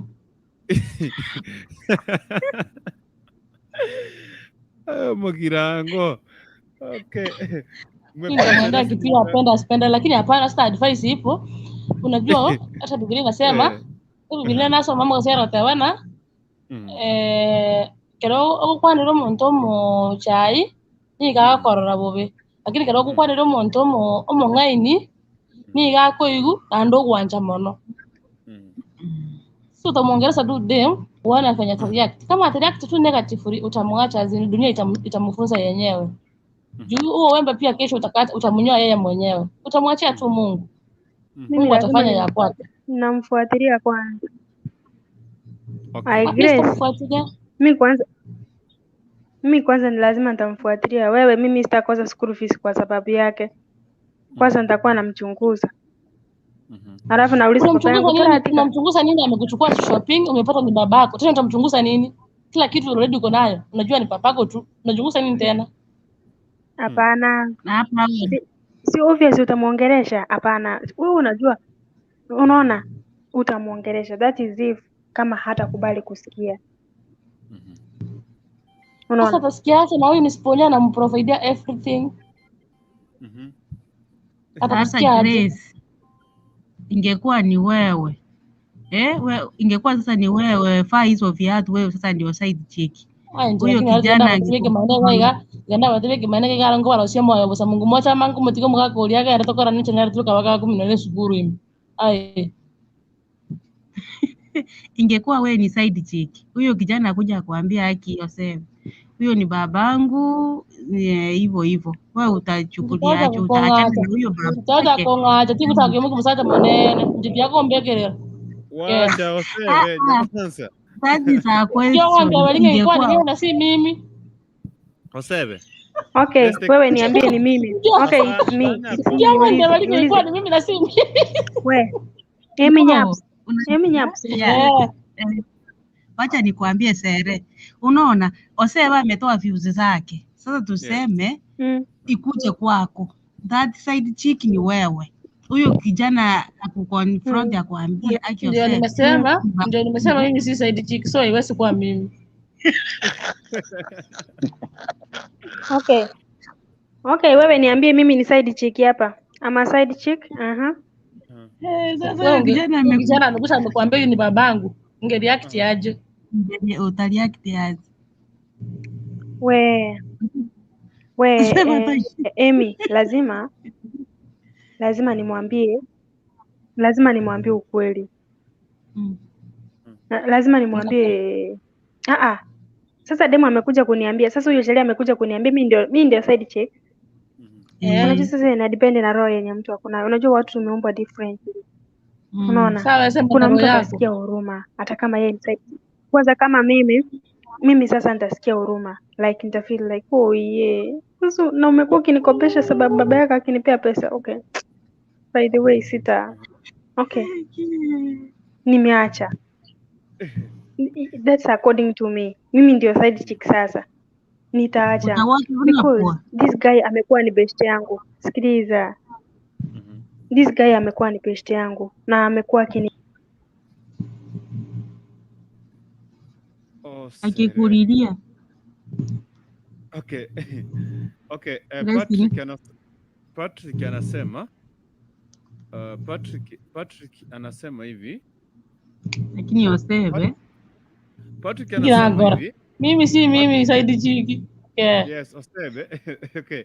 Patrick anasema I agree Grace, since it is a friend it's better to warn her. Okay. Yeye ndiye anasema hivyo. Okay, kama unatutazama Mama ameagree na mimi. Yeah. Hiyo ni Patrick Mshiri from Central Mount Kenya region, nakwambia na wakilisha. Patrick, wewe kama uko single nitafuta nyuma ya tent. Nataka watu kama wanaagree. Okay, tuone hivi. Huyu sasa sijui wacha Sanya asema hapa kitu. Unajua mwanaume akienda kutafuta nje kuna sababu inamfanya anaenda kutafuta nje. Labda atafuta dika atachokata, yes atachokata, lakini atafuta at least mtu mwenye at least atamsaidia. Sasa akitafuta dem dika ya msichana wake. Na sound aje shwari. Sio ndio maana kaitwa sponyo. Sponyo ndio wanatoboka. Watu sikie Sanya ataongea, lakini ujue huyu msichana kama ni mimi, wewe ni side chick, jua tu si wewe side chick peke yako. So ni kama hiyo ni attitude yangu. Mko 19. Okay. Ulisema wewe si side chick. Wewe ni Malikia, Maria mtakatifu. Asi Malikia. Usianze kunisema ni Malikia na niko na Joy. Mungu anakuona.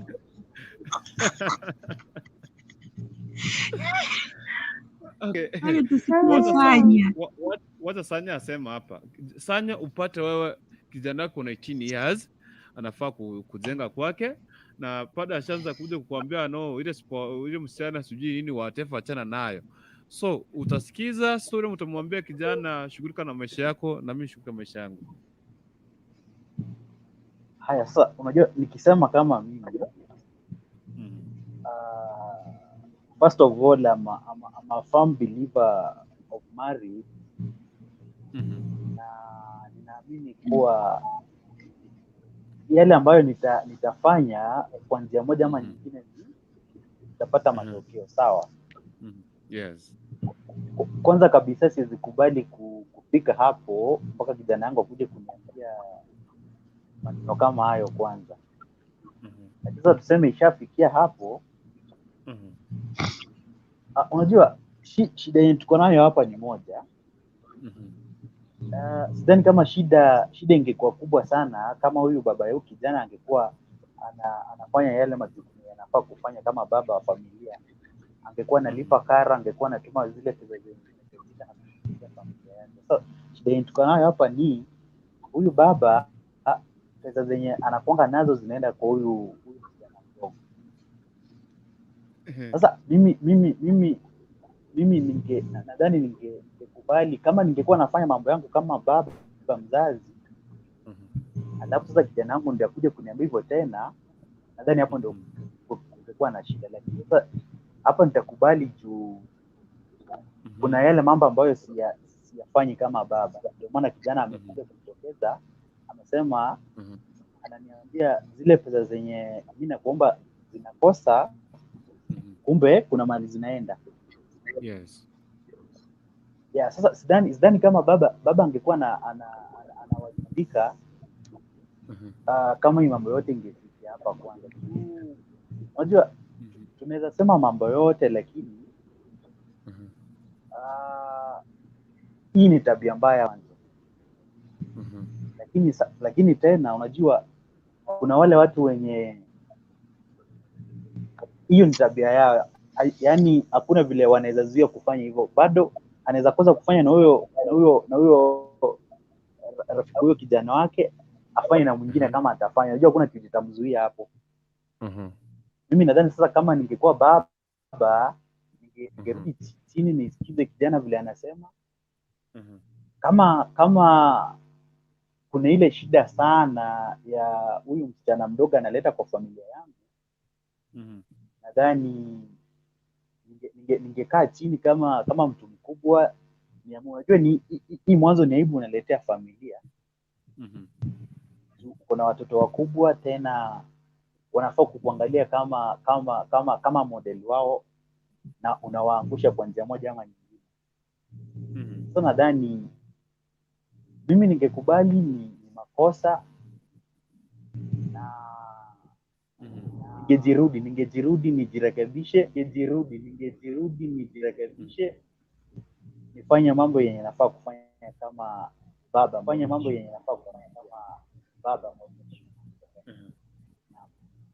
Yeah. Okay. Osebe Grace, Celestine, Eminyapsi, Pigira Masakume, Patrick Mshira anasema kwamba kani zamani apigwe kofi atakuwa sawa, but today she gonna report you. Yaani anamaanisha sasa uweze kupiga mtu, utapelekwa mahakamani. Mbona Yesu wasikii? Nasikia kama sauti yenu iko chini. Sauti iko chini? Wasikii, nasikia kama sauti yenu iko chini. Hebu ongeza sauti hapo wewe. Unatupata sasa? Sasa ndio pia umeongeza yako. Ongeza sauti hapo wewe. Niko hapa na mic bana mimi hapa. So tufanye hivi. Seresi Nyagaka nimerudi kwenyu na kina Grace Osebe Mugirango Mindo, niko kwenyu. How would you behave? Sasa tusaidiane hapo, tuongeane ukweli, How would you behave? Sasa tufanye yule mamake kijana umepata huo ujumbe. How would you react to that? Yule mamake itashuka chini chumvi ipande. How would you react to that thing? Itashuka chini chumvi. Mimi sikiliza nikwambie. Kitu cha kwanza sitaambia mama. Hiyo ni kitu sitafanya. Because wewe kama mimi ni demu, tuseme mimi ni demu na huo umri wangu. Boyfriend wangu akinicheat. Na nikijua natokwa na wazimu. Of course na ninajua labda maybe niko na opportunity nyingine ya kupata boyfriend mwingine. Alafu sasa angalia mama yangu mazi na huo mzee wote. Alafu sasa tena nimeenda Hiyo story.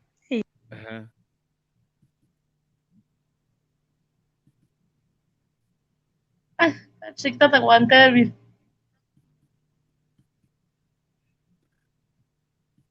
Seresi niko na sisi.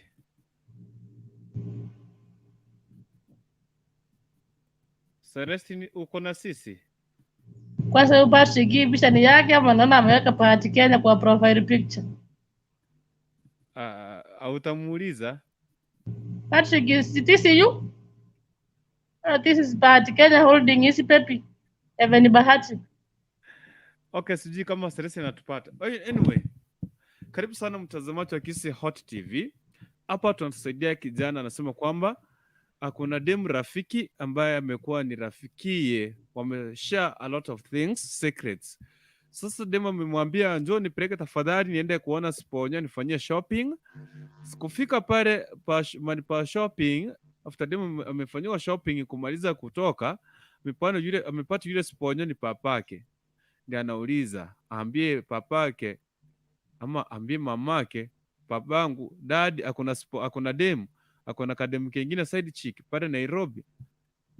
Ama ambie msichana huyu sponyo wako ni babangu. Ama ambie papake kwamba huyu demu ni peshtangu, so achana na hiyo. Hata akimwambia si atachana naye, atafute mwingine. So kijana kwenye dilema anauliza ushauri, anasema kwamba wanakisi Hot TV nisaidie tafadhali. Babangu sasa niambie mom, daddy akona ka side chick. Mama niambie huyo demu, huyo sponyo wako umekuwa ukiniambia ambaye anafungukanga kwa pesa, anakupeanga pesa ambako unachanganyikiwa ni babangu. So ameshindwa afanye lipi? Sarasi umerudi? Yes, niko. Endelea pasi, unajua ulikuwa ndio maana nikateka over. Karibu. Sawa, mimi nilikuwa nimefika wapi kwanza? So hivyo ndivyo nilikuwa nasema ya kwamba siwezi ambia mama. Hiyo ni kitu siwezi ambia. Sasa mimi kwanza nitakuwa nachezea dadi karate mbaya. Unajua hata niima kitu. Kweli Celeste unasema. Sisi wenyewe tukichezwa tuna feel like the whole world inatuzunguka. What if uambie mama?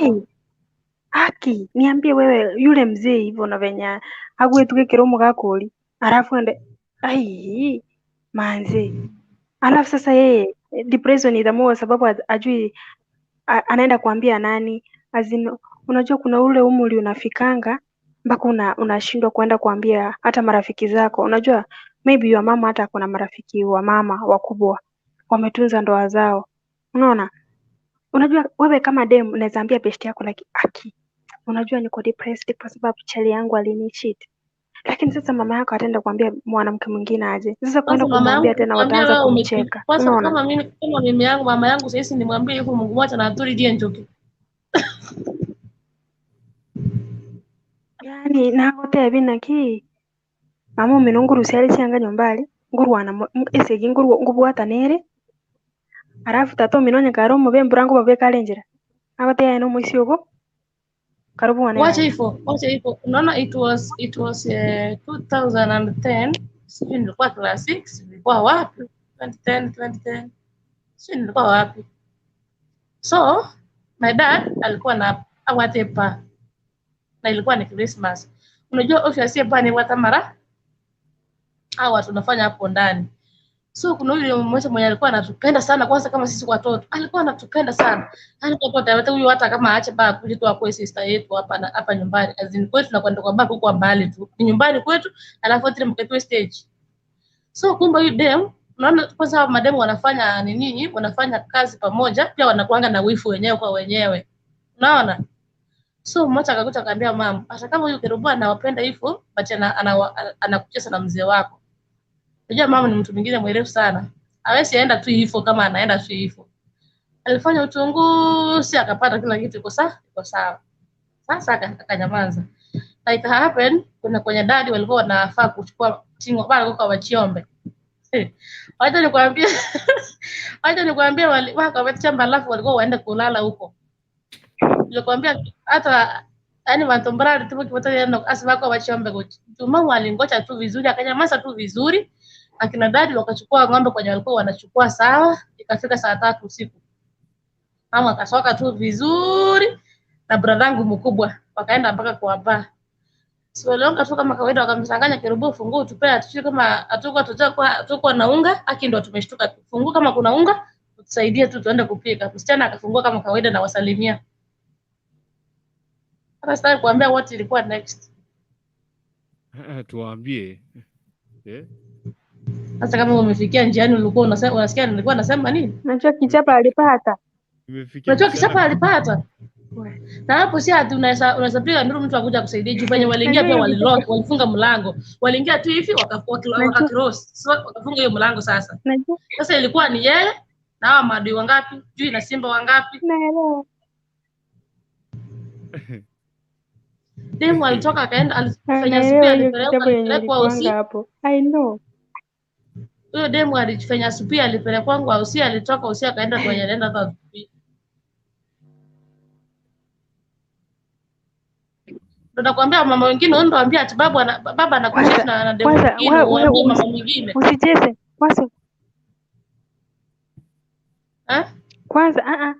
Kwanza kwa hizi umri unajua watu hawa mama wenye wamezeeka hakika wezi kucheza na mgakoe akuita. Hai. Kwanza kuna mama wenye kama mamangu najua tu, yani akitupea story fanya alikuwa shule si kama sisi wengine hivi. Yani kila siku yeye alikuwa na kesi kwa ofisi.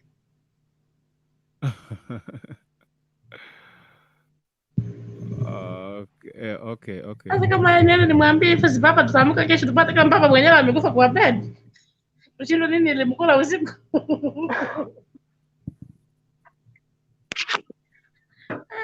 Sometimes wasichana tumetafuta pesa mboga zingine zenye staturani tu kukufa venye hatujui.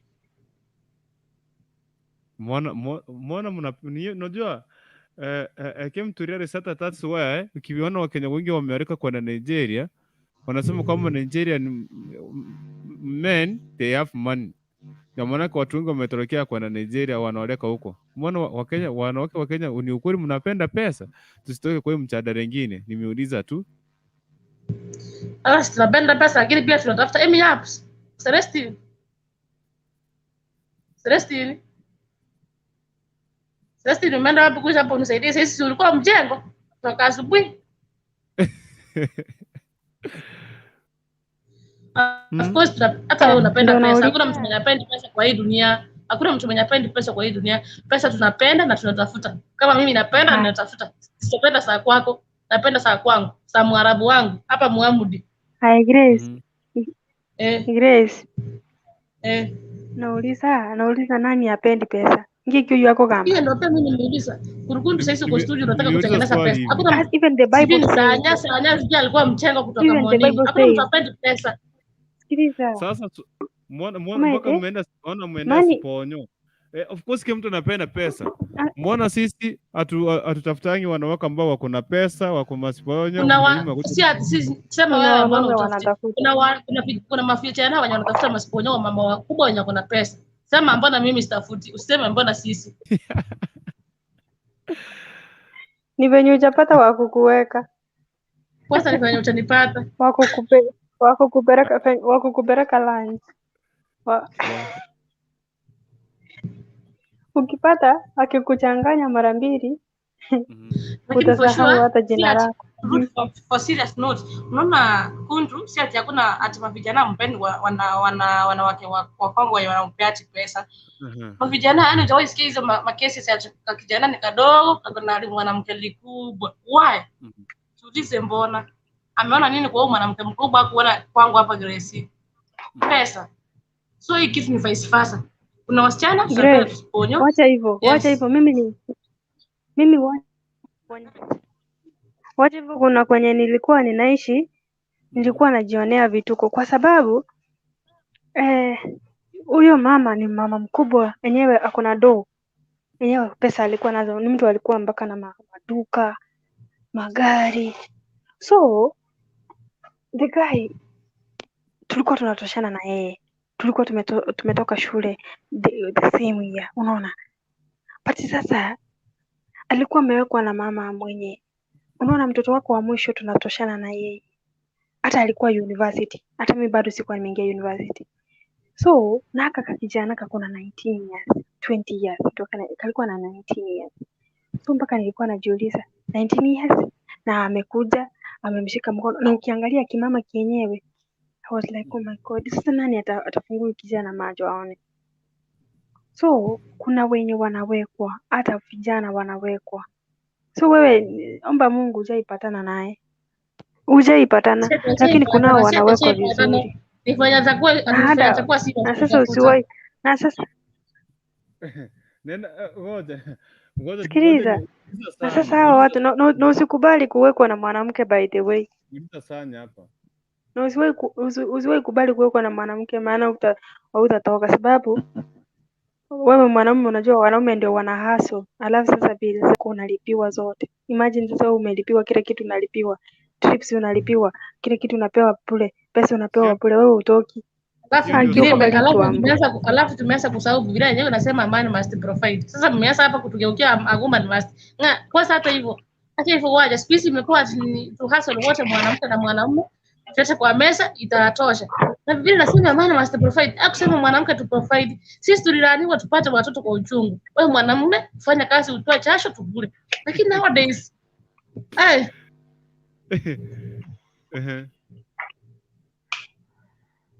Okay. Amtufanyie poa. Ati sasa atuwezi wa bibi mwenye anakaa kwa nyumba hivyo kutoka morning mpaka jioni muishi na yeye hata wania. Unamwona tu ni kama burden. It's not good though. It's not good enough. Okay. Ndani ya kisi hadi TV karibu sana sanya. Acha nikuulize. Wao wanasema according na vile wewe umeangalia. Acha tuko kwa topic kipata hatujaondoka kwa hii topic part. Sasa ndio maana tukishughulikia katika hii topic vitu zingine zinajileta tuambiane ukweli. Je, ni ukweli wanawake wa Kenya wanapenda pesa kuliko mapenzi? Mapenzi ndio pesa kwao. Mapenzi ndio nini sasa? Utakuwa mapenzi stress. Sana sema ukweli.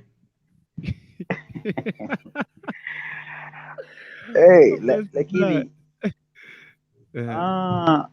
unajua sasa kwenye huo wakati sitaki kusema ati wanawake wanapenda pesa ama nini. Ile bila pesa kuna vitu zingine hazitafanyika kiukweli. Mami ntogaji. Nadhani huo ndio ukweli wa mambo juu pesa hufanya vitu mingi sana. Hata kama tutasema mapenzi mwisho wa siku especially wewe kama mwanaume unafaa wanasemanga kuman up. Kama mwanamke ata hustle huko kwingine alete itakusaidia, lakini wewe jua pesa ni ile kitu yenye itaweka hata mambo mengine ikuwe sawa.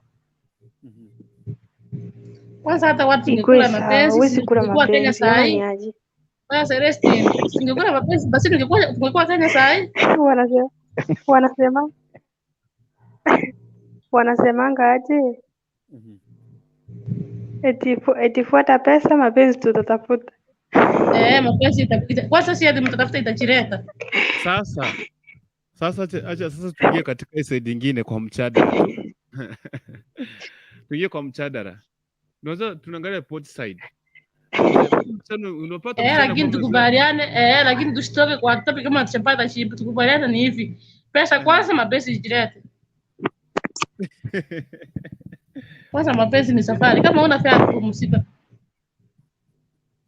So wanya hatuna pesa tufanya nini? Nyinyi hamna mapenzi, mrelax, kama mkipata fare ndio muendelee na mapenzi na safari.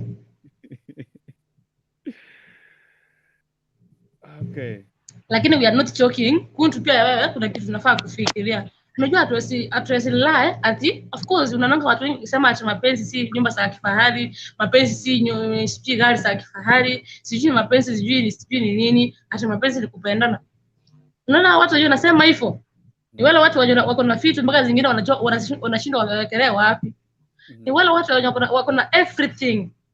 Na wanakuta hapo kuwadanganya mapenzi si nyumba za kifahari, hizo nyumba wao wako nazo. Mapenzi si gari za kifahari, hizo gari wako nazo. Sisi hapa wanakuja kutudanganya ati mapenzi si nyumba za kifahari, si gari za kifahari, sijui si nini. Tebu enda chukua sasa hizi Grace, muende mlale chini, msijifunike uone kama kesho Grace atakula kwako na tena alale na siku nyingine. Grace, you mean wewe hawezi uende ulale chini, ulale njaa ukae kwa hiyo pomo, utatoka? Lala chini kwani kwetu nilichoma. Mimi ni kuachana. Mimi niko matuke. Wanawake. Lakini unaweza lala, of course ninaweza lala chini. Nikiona ukileta fuse zako, siku na future, ili utapata kitu kwa hiyo future. Kama uko na future nitaleta mind zangu na zako shikane, kesho wote tutoke. Unajua kuna kwa unaweza lala chini na huyo mwanaume hata ashtuki. Anaona tu mko comfortable kulala tu hapo chini. Grace, Ametosheka na kama hiyo naweza maisha. Grace hapo, kama naweza sema kitu, wajua umezungumzia kama mwanaume ako na vision na kwa sasa analala chini ama maisha yake iko chini. Kuna kitu moja nadhani, sitaki kusema wanawake, lakini wengi wenu huwa mnakosa. Vision huo ina take time. So swali ni, are you ready to persevere, to suffer, actually to suffer? Ndio nimesema anaweza safa kwa mwanaume mwenye ako na hii. Naisoma kama wewe Sanya, maybe umekuja umeniambia babe. Hata kama si babe, Grace.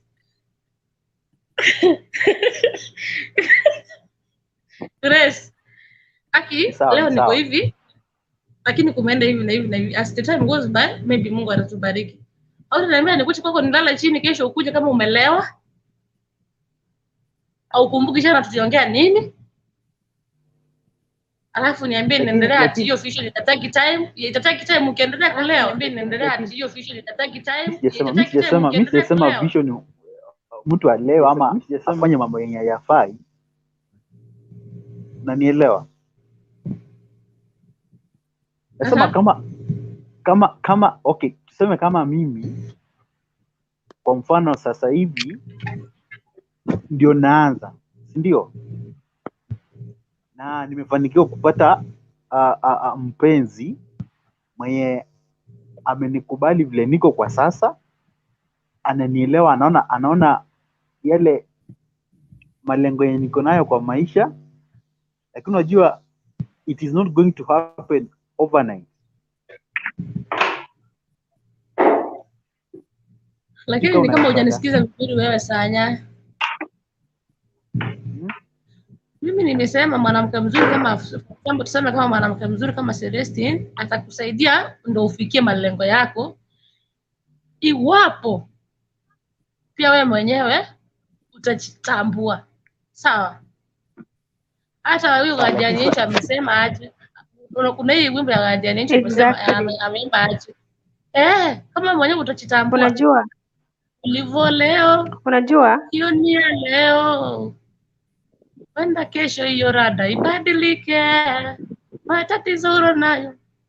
So shida unazo. Wenda kesho hiyo rada ibadilike, ulala. Sawa? Hata itabadilika iwapo wewe mwenyewe utajitambua. Sawa, lakini ile kitu nyiko naweza sema ni, unaona, ukiwa kama mwanamke, so unajijua vizuri, unajua standard yako iko wapi, unajua klasi yako iko wapi, sio? Kama hutaki hayo mambo mengine ya kusumbuana, ni unajaribu kukaa na mtu mwenye anakufaa, mnafaana yani. Usitafute labda mtu mwenye ako chini kabisa. Wewe utaiona. Yeah. Sikiliza nikuulize. Naam. Ukisema ukae kwa standard yako, nataka kukuuliza swali. Ushawahi ona demu tajiri anapenda chali maskini hana kitu? Mbona kwenda kutafuta chali mwenye ako na klasi yake? Ama chali mwenye ako na doo anaenda kuoa demu mwenye hana pesa? Kwa nini hawezi kaenda kutafuta klasi yake? Mapenzi, kwanza tukikuja mambo ya mapenzi. So ndio nakwambia mambo ya mapenzi haikujangi na klasi, hiyo na utachidanganya baba. Yani you can be rich na upende kaleka mtu ukiangalia hivi. If you want to intimidate somebody, ndio hiyo nakwambia mapenzi hayananga klasi. Unasema eti I want to date my class. Hao ndio watu wakati ukiisha ndio unaanza kusikia. Unajua tusemezane ukweli. Ukweli ni mapenzi peke yake hayawezi wapeleka mahali mnataka. Unajua mnahitaji factors mingi sana. Mapenzi ni moja wapo, si ndio? Exactly. Sasa umeongea sasa. Mapenzi ni Exactly. mapenzi ni Sasa moja wapo, unaongea sio? like, unajua at the end of the day, yes, Kwanza at siku the hizi end of hakuna the day, mapenzi for sure. hayo Hata mapenzi kwanza tutaonyeshana. tuanze Halafu at the end of kupishana the day hapa, siku hizi hakuna tutalala njaa. mapenzi. Koja. Okay. Mapenzi yapo when you are with the right person. Tusipishane sana. Siku hizi hakuna mapenzi. Si- Unaona, simuka- ukipata kama demu ako na do, akishana ako na do, hapo ndo kuna mapenzi. Kai. Period. Hivi mmoja akiwa na pesa mwingine hana, hakuna mapenzi. Hakuna mapenzi B. Jacking straight anasema kwamba hamjamboni, love is blind, you can love anybody so long as there is true connection. Kai. Utampenda mwanzo. Utampenda tu. Tuseme kama huyu Sanya ako na pesa, amenipenda yule, sisi na pesa. Akinipenda like 3 months amekwama. Pena Diononga unmute your mic. Wao Celestine anatoka. Yaani network yenu imekuwa connected nyinyi. Karibu sana. Pena Diononga, nafasi kwa kusalimia watu ningine kwa mchadara, fungua microphone. Karibu sana. Yes. Kurukutu. Leo umeitwa kuntu. Yeah. Naona Sanya huko. Na warembo wetu wenye walikuwa wameenda. Na wale watu wote kwa comment section tumekaa hapo kidogo tukienda huku na huku. So ile kitu nasema ni kuwasalimia hamjambo. Hamjambo sana. Yeah, asante sana. Karibu kwa mchadara, sijui kama umeshikanisha mchadara, karibu sana. Sijui kama mlibadilisha pati, nilipata ya kwamba ile yenye ilikuwa inasema kama Demu anakatiwa na baba yangu na niambie mama yangu. Ndio hiyo. Mimi ile kitu naweza sema kama mimi naweza ambia huyu Demu achane na baba yangu kabisa. Amwambia straight. Ndio ni save hiyo familia. Sababu sasa ukiogopa. Sema kama ni mimi nimekataa baba yako nampenda tu ananiprovide everything tadu. Hiyo ndio time nakwambia achana na baba yangu. Sababu hiyo ni kualipia mama yangu mali. Hii sasa unajua hii ni kitu ya familia, si eti ni kitu ya urafiki. Hiyo urafiki inaishia hapo. Sababu kitu ya kwanza familia ndio wao ndio wamekulea, wao ndio wamekufanya umekuwa mahali huko mpaka umekuja kupatana na huyo friend. Ni huyu msichana unamwambia wachana na baba yangu. Huyo ni baba yangu. Unajua ukimwambia hivyo anaweza ogopa. Of course unajua kuna wale wako na vichwa ngumu wanaweza endelea, but kuna wale wasichana wenye wanakuanga na principles sawa. Atafikiria aseme kwani niko na papa ya rafiki yangu, yani hiyo ni haibu gani? So unaweza pata ameacha. But kuna wengine pia mnaweza kosana na wao lakini waendelee. So ukipata wanaendelea na wengine pia watachifanya wameaja ndio asipoteze rafiki wako, lakini ukabadilisha rules. Sasa kama walikuwa na meet kama sijui ni Camel Park, wataenda sasa Mombasa hotel. Unaona? Yeah. Yaani wanajisa tu chini ya maji. Alafu tena naenda si mimi ni mwanaume. Mimi naenda kwa baba yangu. Namwambia hiyo sio njia mzuri sababu ule peste yangu niliona na yeye. Niliona vile unamfanyia shopping. So ukiwaambia watu wawili kama uliambia msichana hakuweza kuacha, ukiambia baba yako pia utapata ya kwamba watu wameanza kuogopa. Namwambia huo Demu ni rafiki yangu, waachaneni na yeye. Na hivyo sio vizuri unafanya sababu mama yangu akijua utakuwa mbaya. Waandalie bye.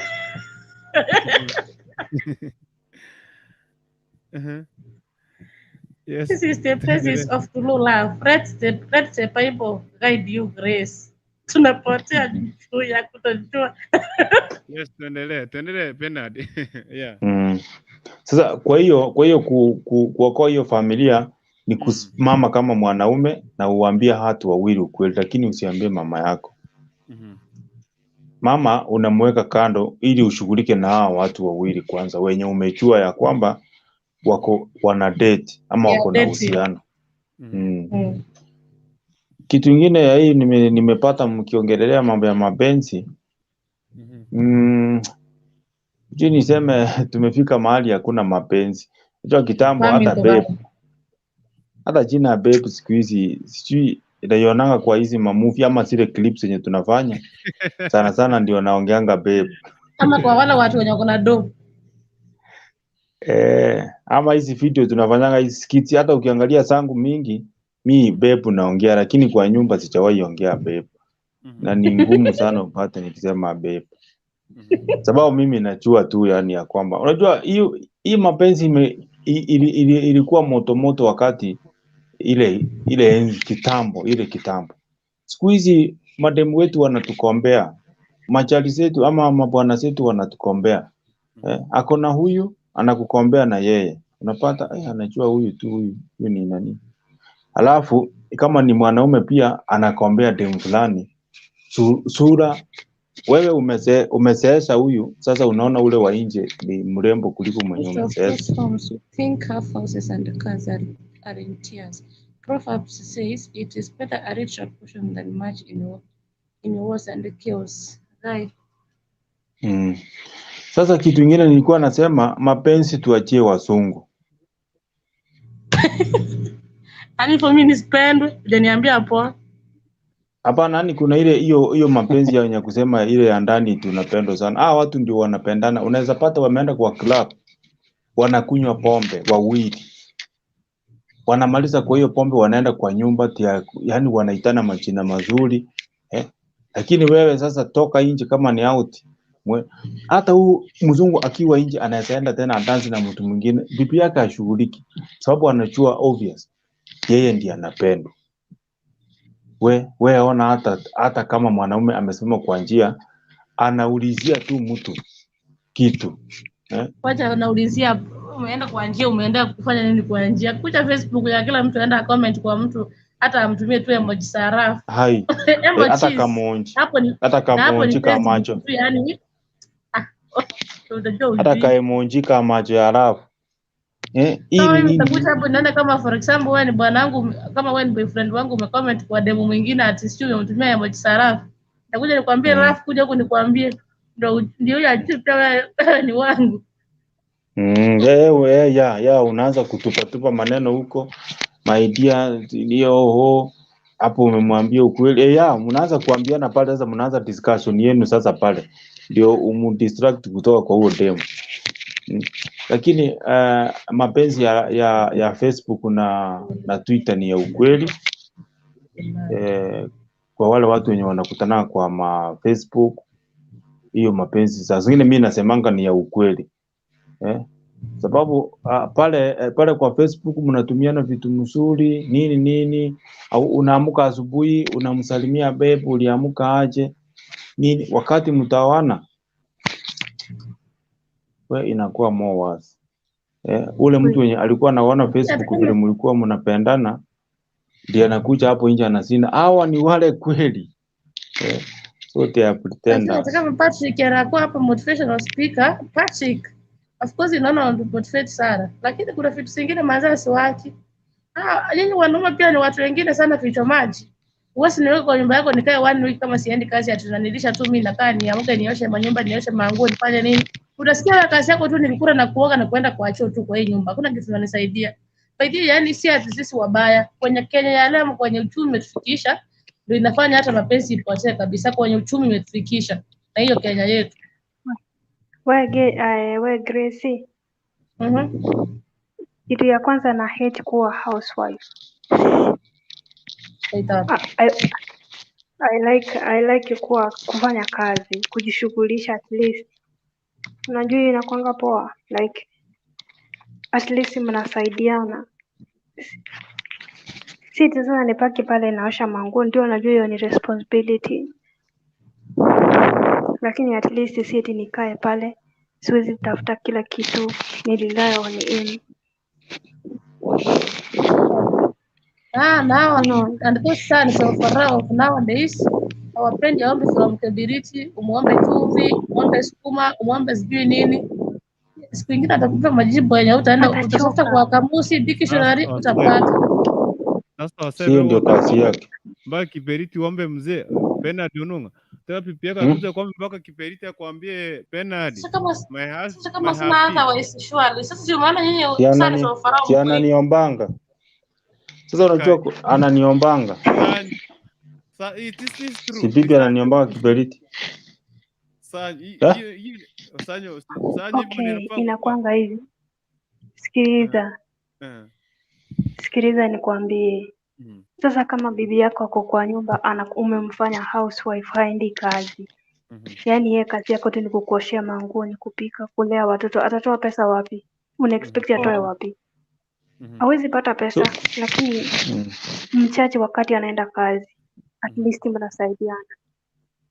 Lakini kama mtu haendi kazi, manzi utanunua mpaka kiberiti. Kama utaoa, unapea advice na wewe kuntu. Kwanza niwapea piece of advice, hata kama pia mimi sielewa, lakini kuna advice kidogo. Unajua ukienda kuoa, yani itakuwa tu umekuwa yani umejipanga. Hata kama utajipanga vile, lakini ukifikia kiwango unasema pia mimi sasa nimekuwa mwanaume nafaa kuoa, utakuwa umejipanga hata kama ni kidogo. So fanya let us tusaidiane tu kidogo. Umeoa tuseme ni Grace. Unajua kidogo utasa kipapa sivyo? Mimi Grace nimefika kwenye. Nitakuwa mgeni tuseme ni wiki moja ama mwezi mmoja. Mwezi mwingine ngenda ndali chiro. Mboli ngayoro chagiyo orabeke kebana. Yone kwa jantaweka kwa mimi binyanzie tu chinyanya nechimena. Next time munde atoma shere. Next time munde ate esukari. Next time munde ate chumvi. At least pia mimi ninyore kabiriti anyora no moyo. Na kwa maendeleo business kuma tunasonga. Si lazima atiwe mtu mwenye kuna kazi yake. Pia mimi mwenyewe utasanipea kazi yangu mimi nisiachili mwenyewe. Yaani nachoa tu nikifanyia nyumba, nikifanya hiki na kile, tenda pia mimi nifungue nini kipanda kangu, atanipea kiberiti at least kioni, ingie nayo kwa nyumba. Sasa unajua hiyo kitu kurukutu.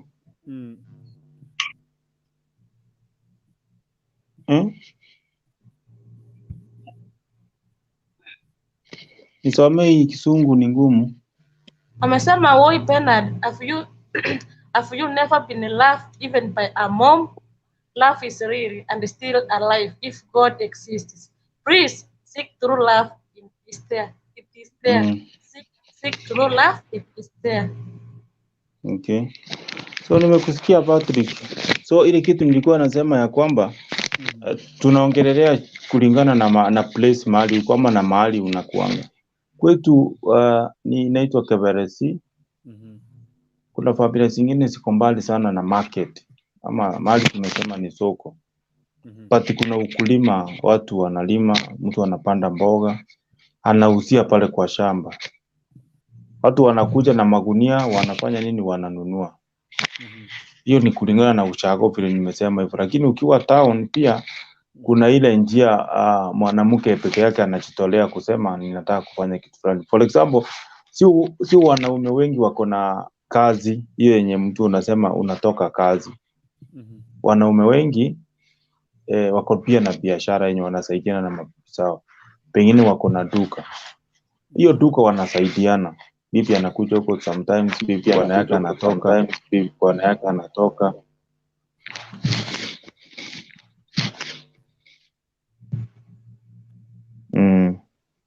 Unaweza kuongea?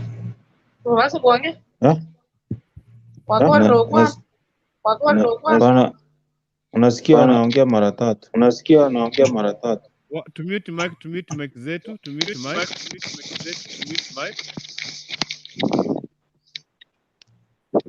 So nilikuwa nasema hivi.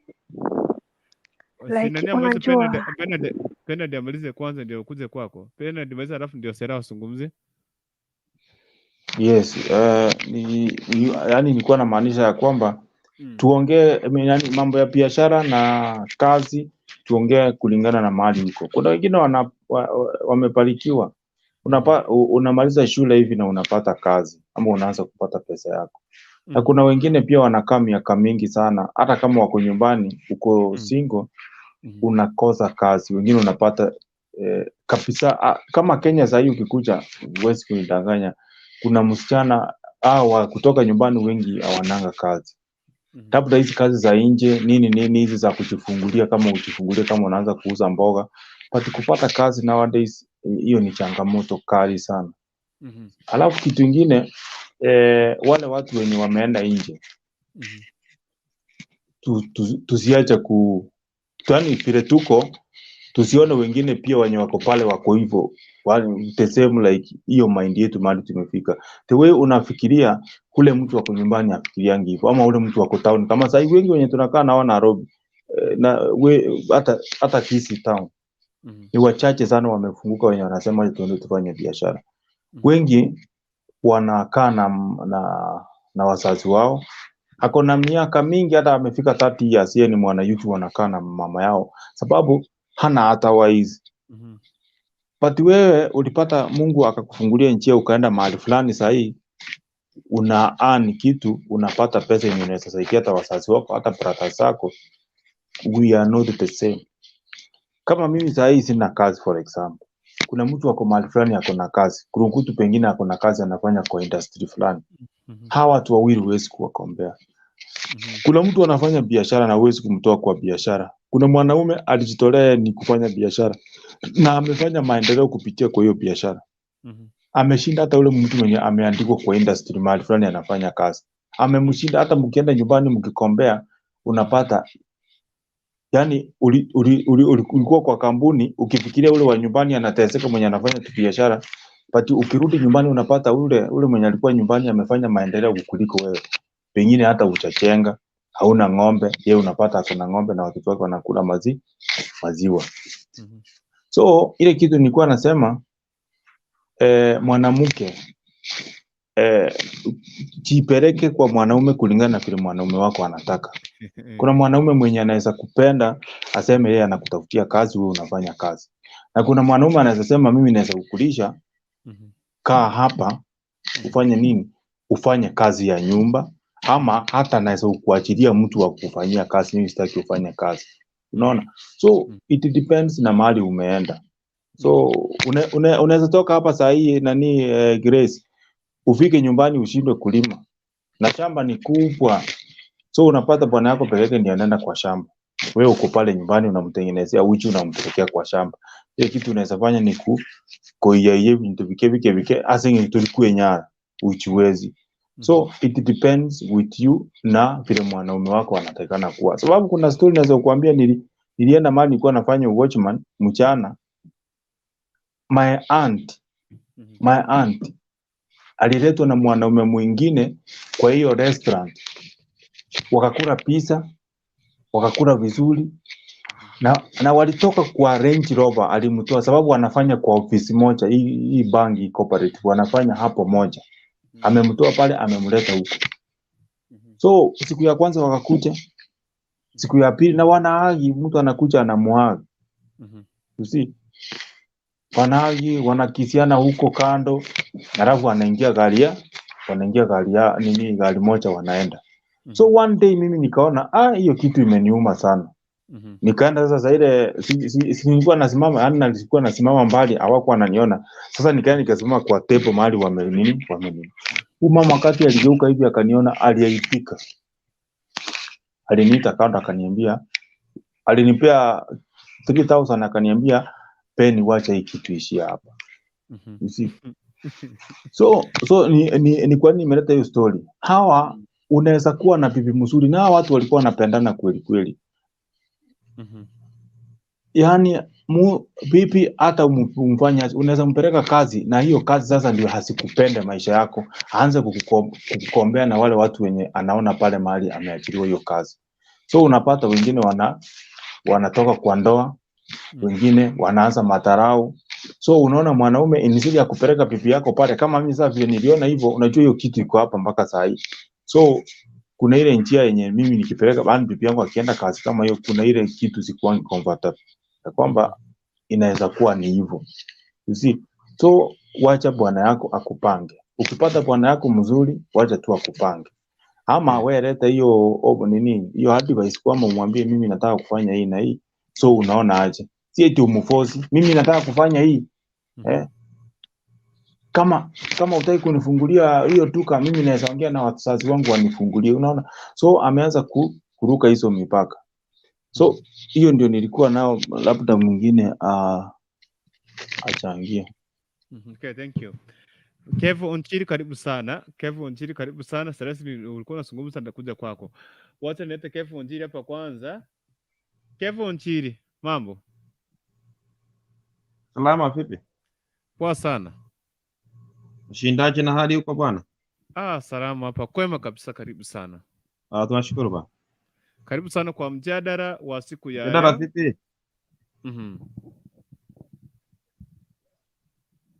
Mjadala vipi, unazungumzia nini? Mjadala unasema hivi. Kuna kijana hapa amekuwa na demu rafikie, wameshare a lot of things, ni rafiki tu, si girlfriend, ni rafiki. Basi siku moja demu amemwambia nataka unipeleke super, siponyo wangu ako pale ananingoja nifanyie shopping. Kijana akaamua kupeleka demu juu ni rafiki yeye. Kufika pale supermarket, demu akamwambia kaa hapo nje hata ningie ndani ya super. Already siponya shafika ako ndani, kama obvious anatangulia ndani, mimi nampata nifanyie shopping. Sasa demu akaingia ndani. Kutoka jamaa anangoja hapo nje na mniangalia tu kwa mlango, demu ndio atoka msaidie pasi shopping. Kuangalia kwa mlango, demu akitoka anatoka na papake kijana, huyo ambao wameenda na yeye. Ni papake. Ndiye anatoka na huyo demu. So babake kutoka hivi wakaangaliana na kijana. Kila mtu akaibika. Kijana akaangalia chini, mzee naye akapatia demu pai akaenda zake. Sasa demu kufika hapa kwa hiyo kijana kumwambia, "Do you see that man? That is yule jamani nimekuwa nikikwambia yule siponyo amekuwa ananisaidia. Hata wewe ukikuwa na shida na tunamuomba pesa na kupea zinakusaidia tena unanirudishia. That is the man." Somali stress imeshikia kijana, ameshindwa aambie mama. Huko nyumbani ampigie simu ambie mami, hapa tao dadi akona side chick. Ama ambie demu huyu mzee ambaye unaita siponyo ni papangu. Sasa ako ni dilemma we. Hajui afanye lipi, anahitaji ushauri. Karibu sana. Asante. Kuna mara sijaelewa vizuri. Kwa hivyo huyu kijana na huyu msichana sio watu wamepanga kuoana maybe in future. Hapana, ni marafiki tu, ambao wanashare tu, wanasaidiana, marafiki tu, friends. Sasa iliyoko ni ya kwamba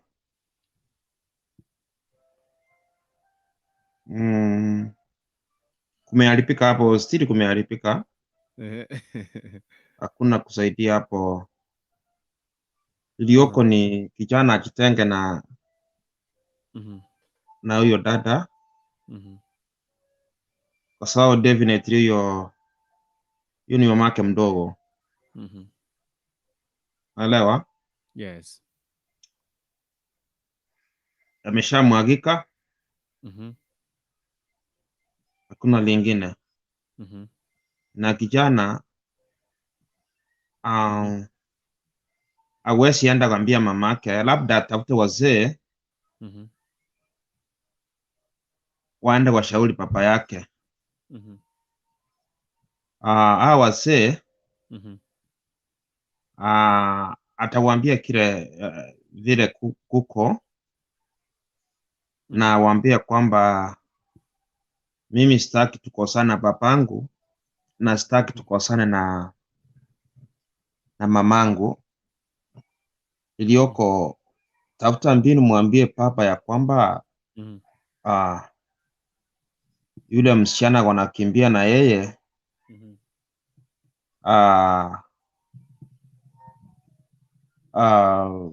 kuna siku walimuona pengine na kijana wake. Kuna siku pengine walimuona, so sio vizuri. Wamwambie kama ni ruma iko mbaya tusamee, but sisi tumekuja kuambia kama wazee, na kama tumekosea au tusamee. Unajua ule mzee pengine atashikwa na dhamira mbaya ama na conscience yake maybe itamsumbua.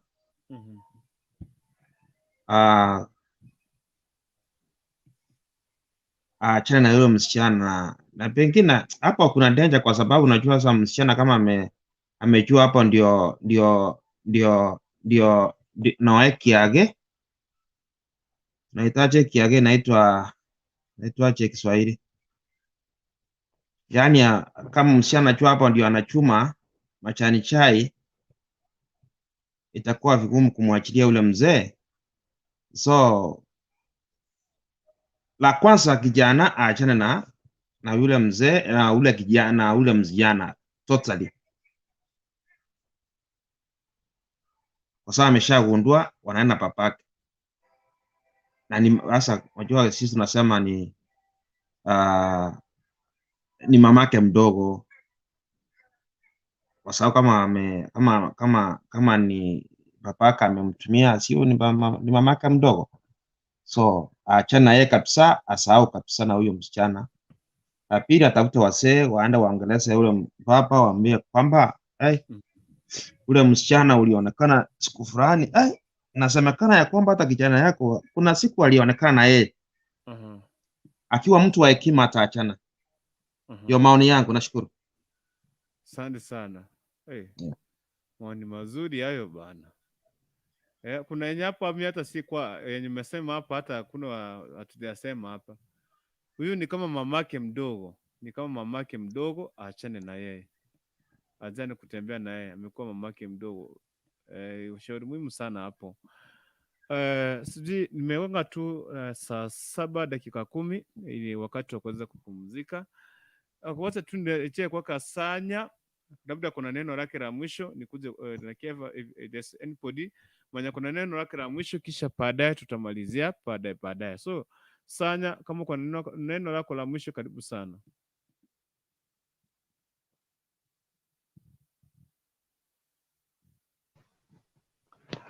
Haya, asante.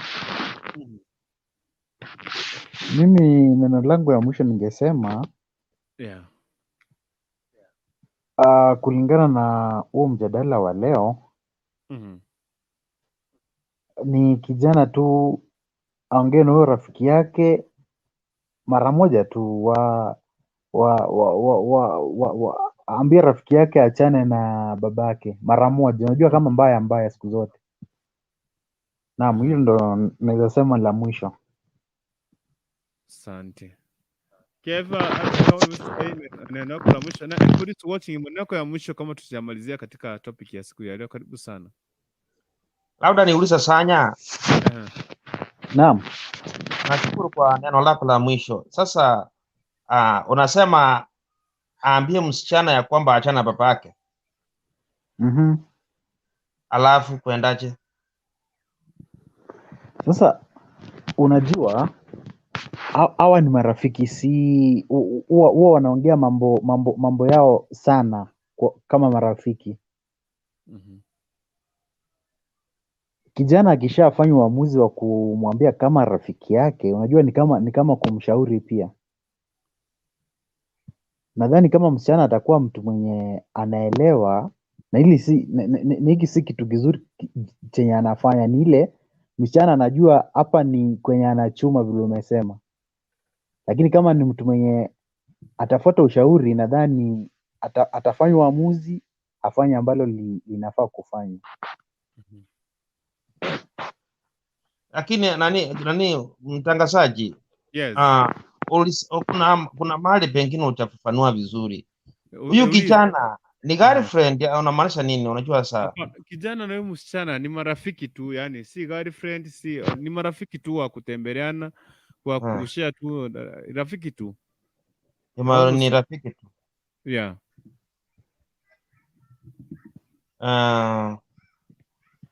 Lakini sasa okay, ni marafiki tu. Yeah. Okay.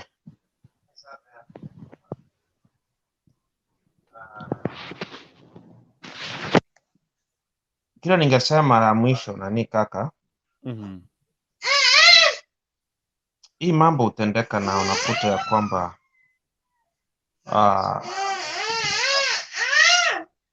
I'm sorry, kijana wangu ananisumbua. Dakika moja. Haina shida, tuelewa.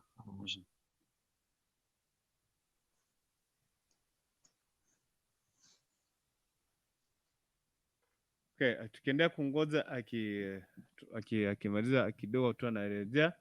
tukiona amekifungua akinimute, shaondoka, ni kwamba kwa busy kidogo. So ile kitu yenye iko kile kitu sisi tunafanya kama wanakisi Hot TV, tunaomba kuweza kuchukua ule ushauri ambao unakusaidia wewe, ushauri ambao unakuhimiza, ambao unaweza kufikisha katika kiwango fulani, ushauri ambao unaona unakufaha. Huu ndio ushauri ambao tunakuambia ukaweza kuchukua kutoka hapa ndani ya Kisi Hot TV. So nashukuru sana kwa kuweza kuingia hapa ndani ya Kisi Hot TV with any produce watching us. Kama if you are new to house, karibu sana, subscribe, piga subscription yako pale, tusonge mbele pamoja ndani ya Kisi Hot TV. Mimi naitwa ni Dennis Kukurikuntu, kipenda niite Kurutu ama Kuntu, hayo ndio majina yangu. Pia kama hujapitia YouTube channel yangu pale YouTube, tafuta, andika Kukurikuntu ama andika Egeza 047 TV, ingia pale subscribe, itakuwa sawa. Ingia pale subscribe, itakuwa sawa.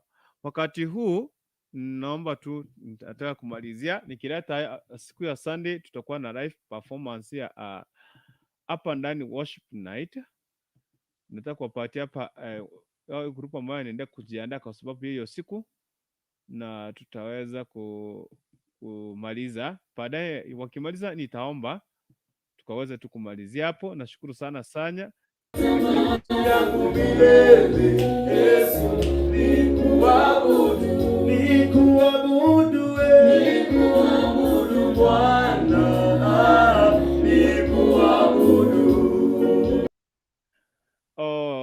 Okay, naona Celestine amerejea. Sasa kuna kitu kwa unazungumza, ndio maana yake nimeweza kukata hivi, utuombee ndio tukaweza kuingia hii side. Karibu sana Celestine. So, kuna kitu kwa unatuambia nikakukatisha kidogo.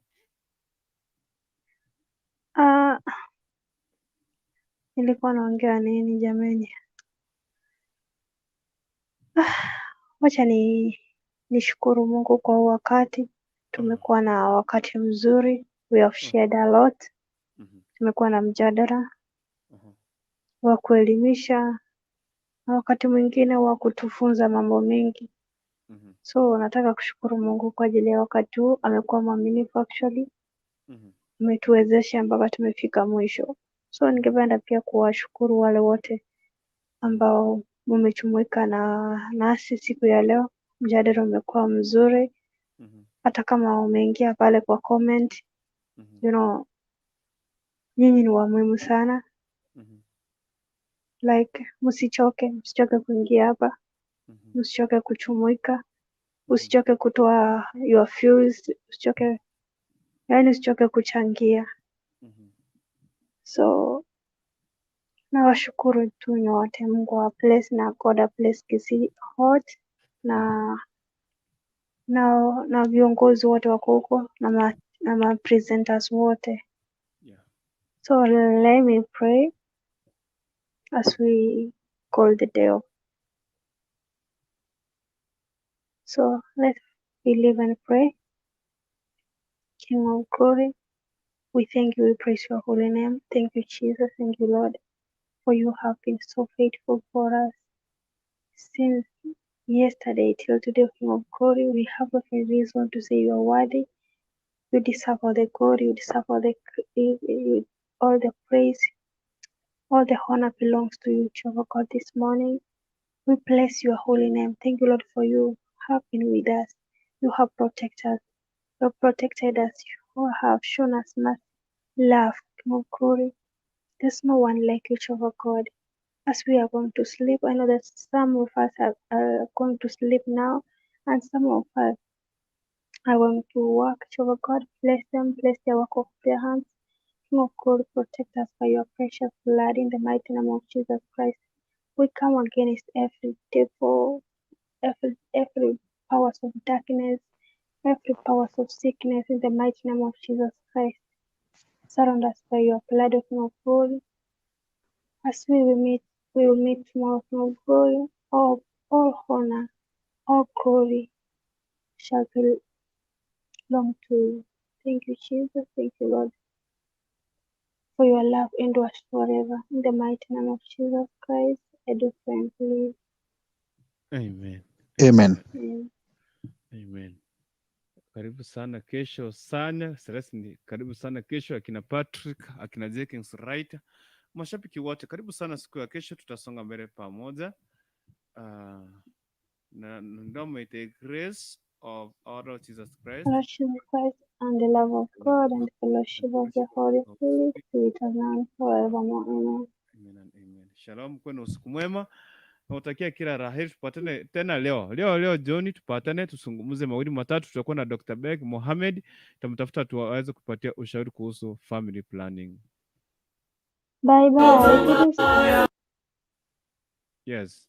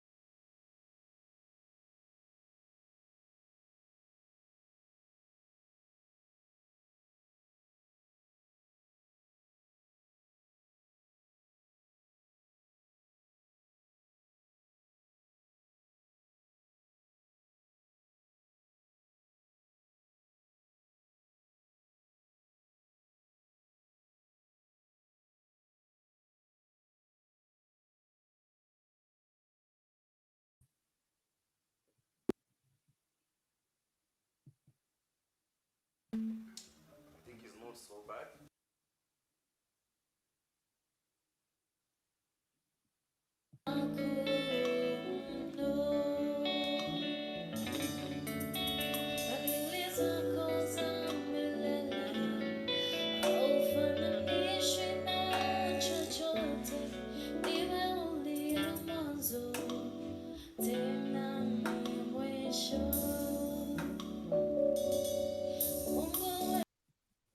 Hey Grace, tulikuwa tumeomba, tumetoroka, nilikuwa namalizia. Ambia watu good night, tupatane jioni.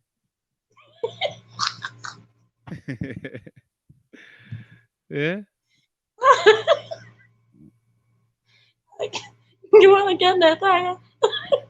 Sasa ambia watu good night, tulikuwa tumeomba, tulikuwa tumetoka, nilikuwa ninamalizia.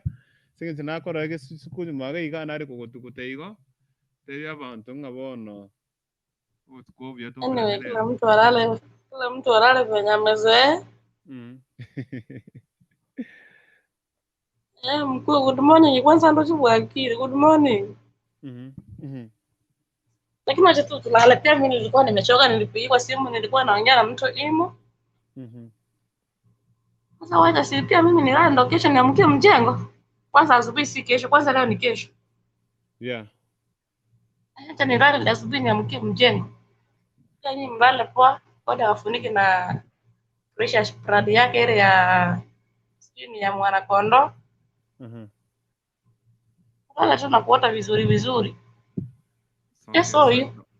Nawe pia nilikwambia weekend na kuletea watu. Unaona hapo nimekekea wanaendelea mazoezi.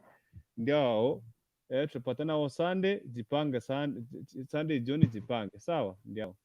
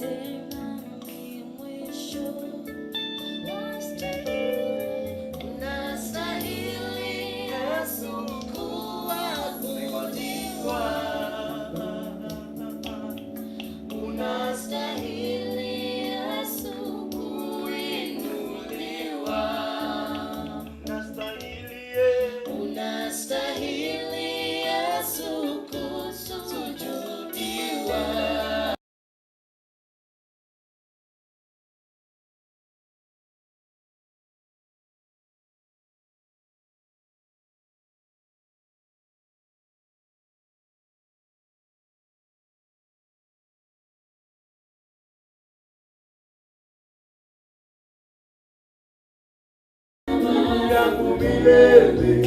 Yesu nikuabudu, nikuabudu Bwana, nikuabudu. Okay, Kwambo, karibu sana. Good evening Kwambo. Pole sana kuambuka, tulikuwa tunaondoka, tulikuwa tunamalizia. Tupatane tena leo Kwambo. Pole, tupatane siku nyingine. Nikwambia nitafute nyuma ya tenti Kwamboka. Takuchoma, tupatane leo jioni katika family planning. Sawa sawa. Nashukuru sana. May God bless you so much. Thank you. Yangu milele, Yesu nikuabudu.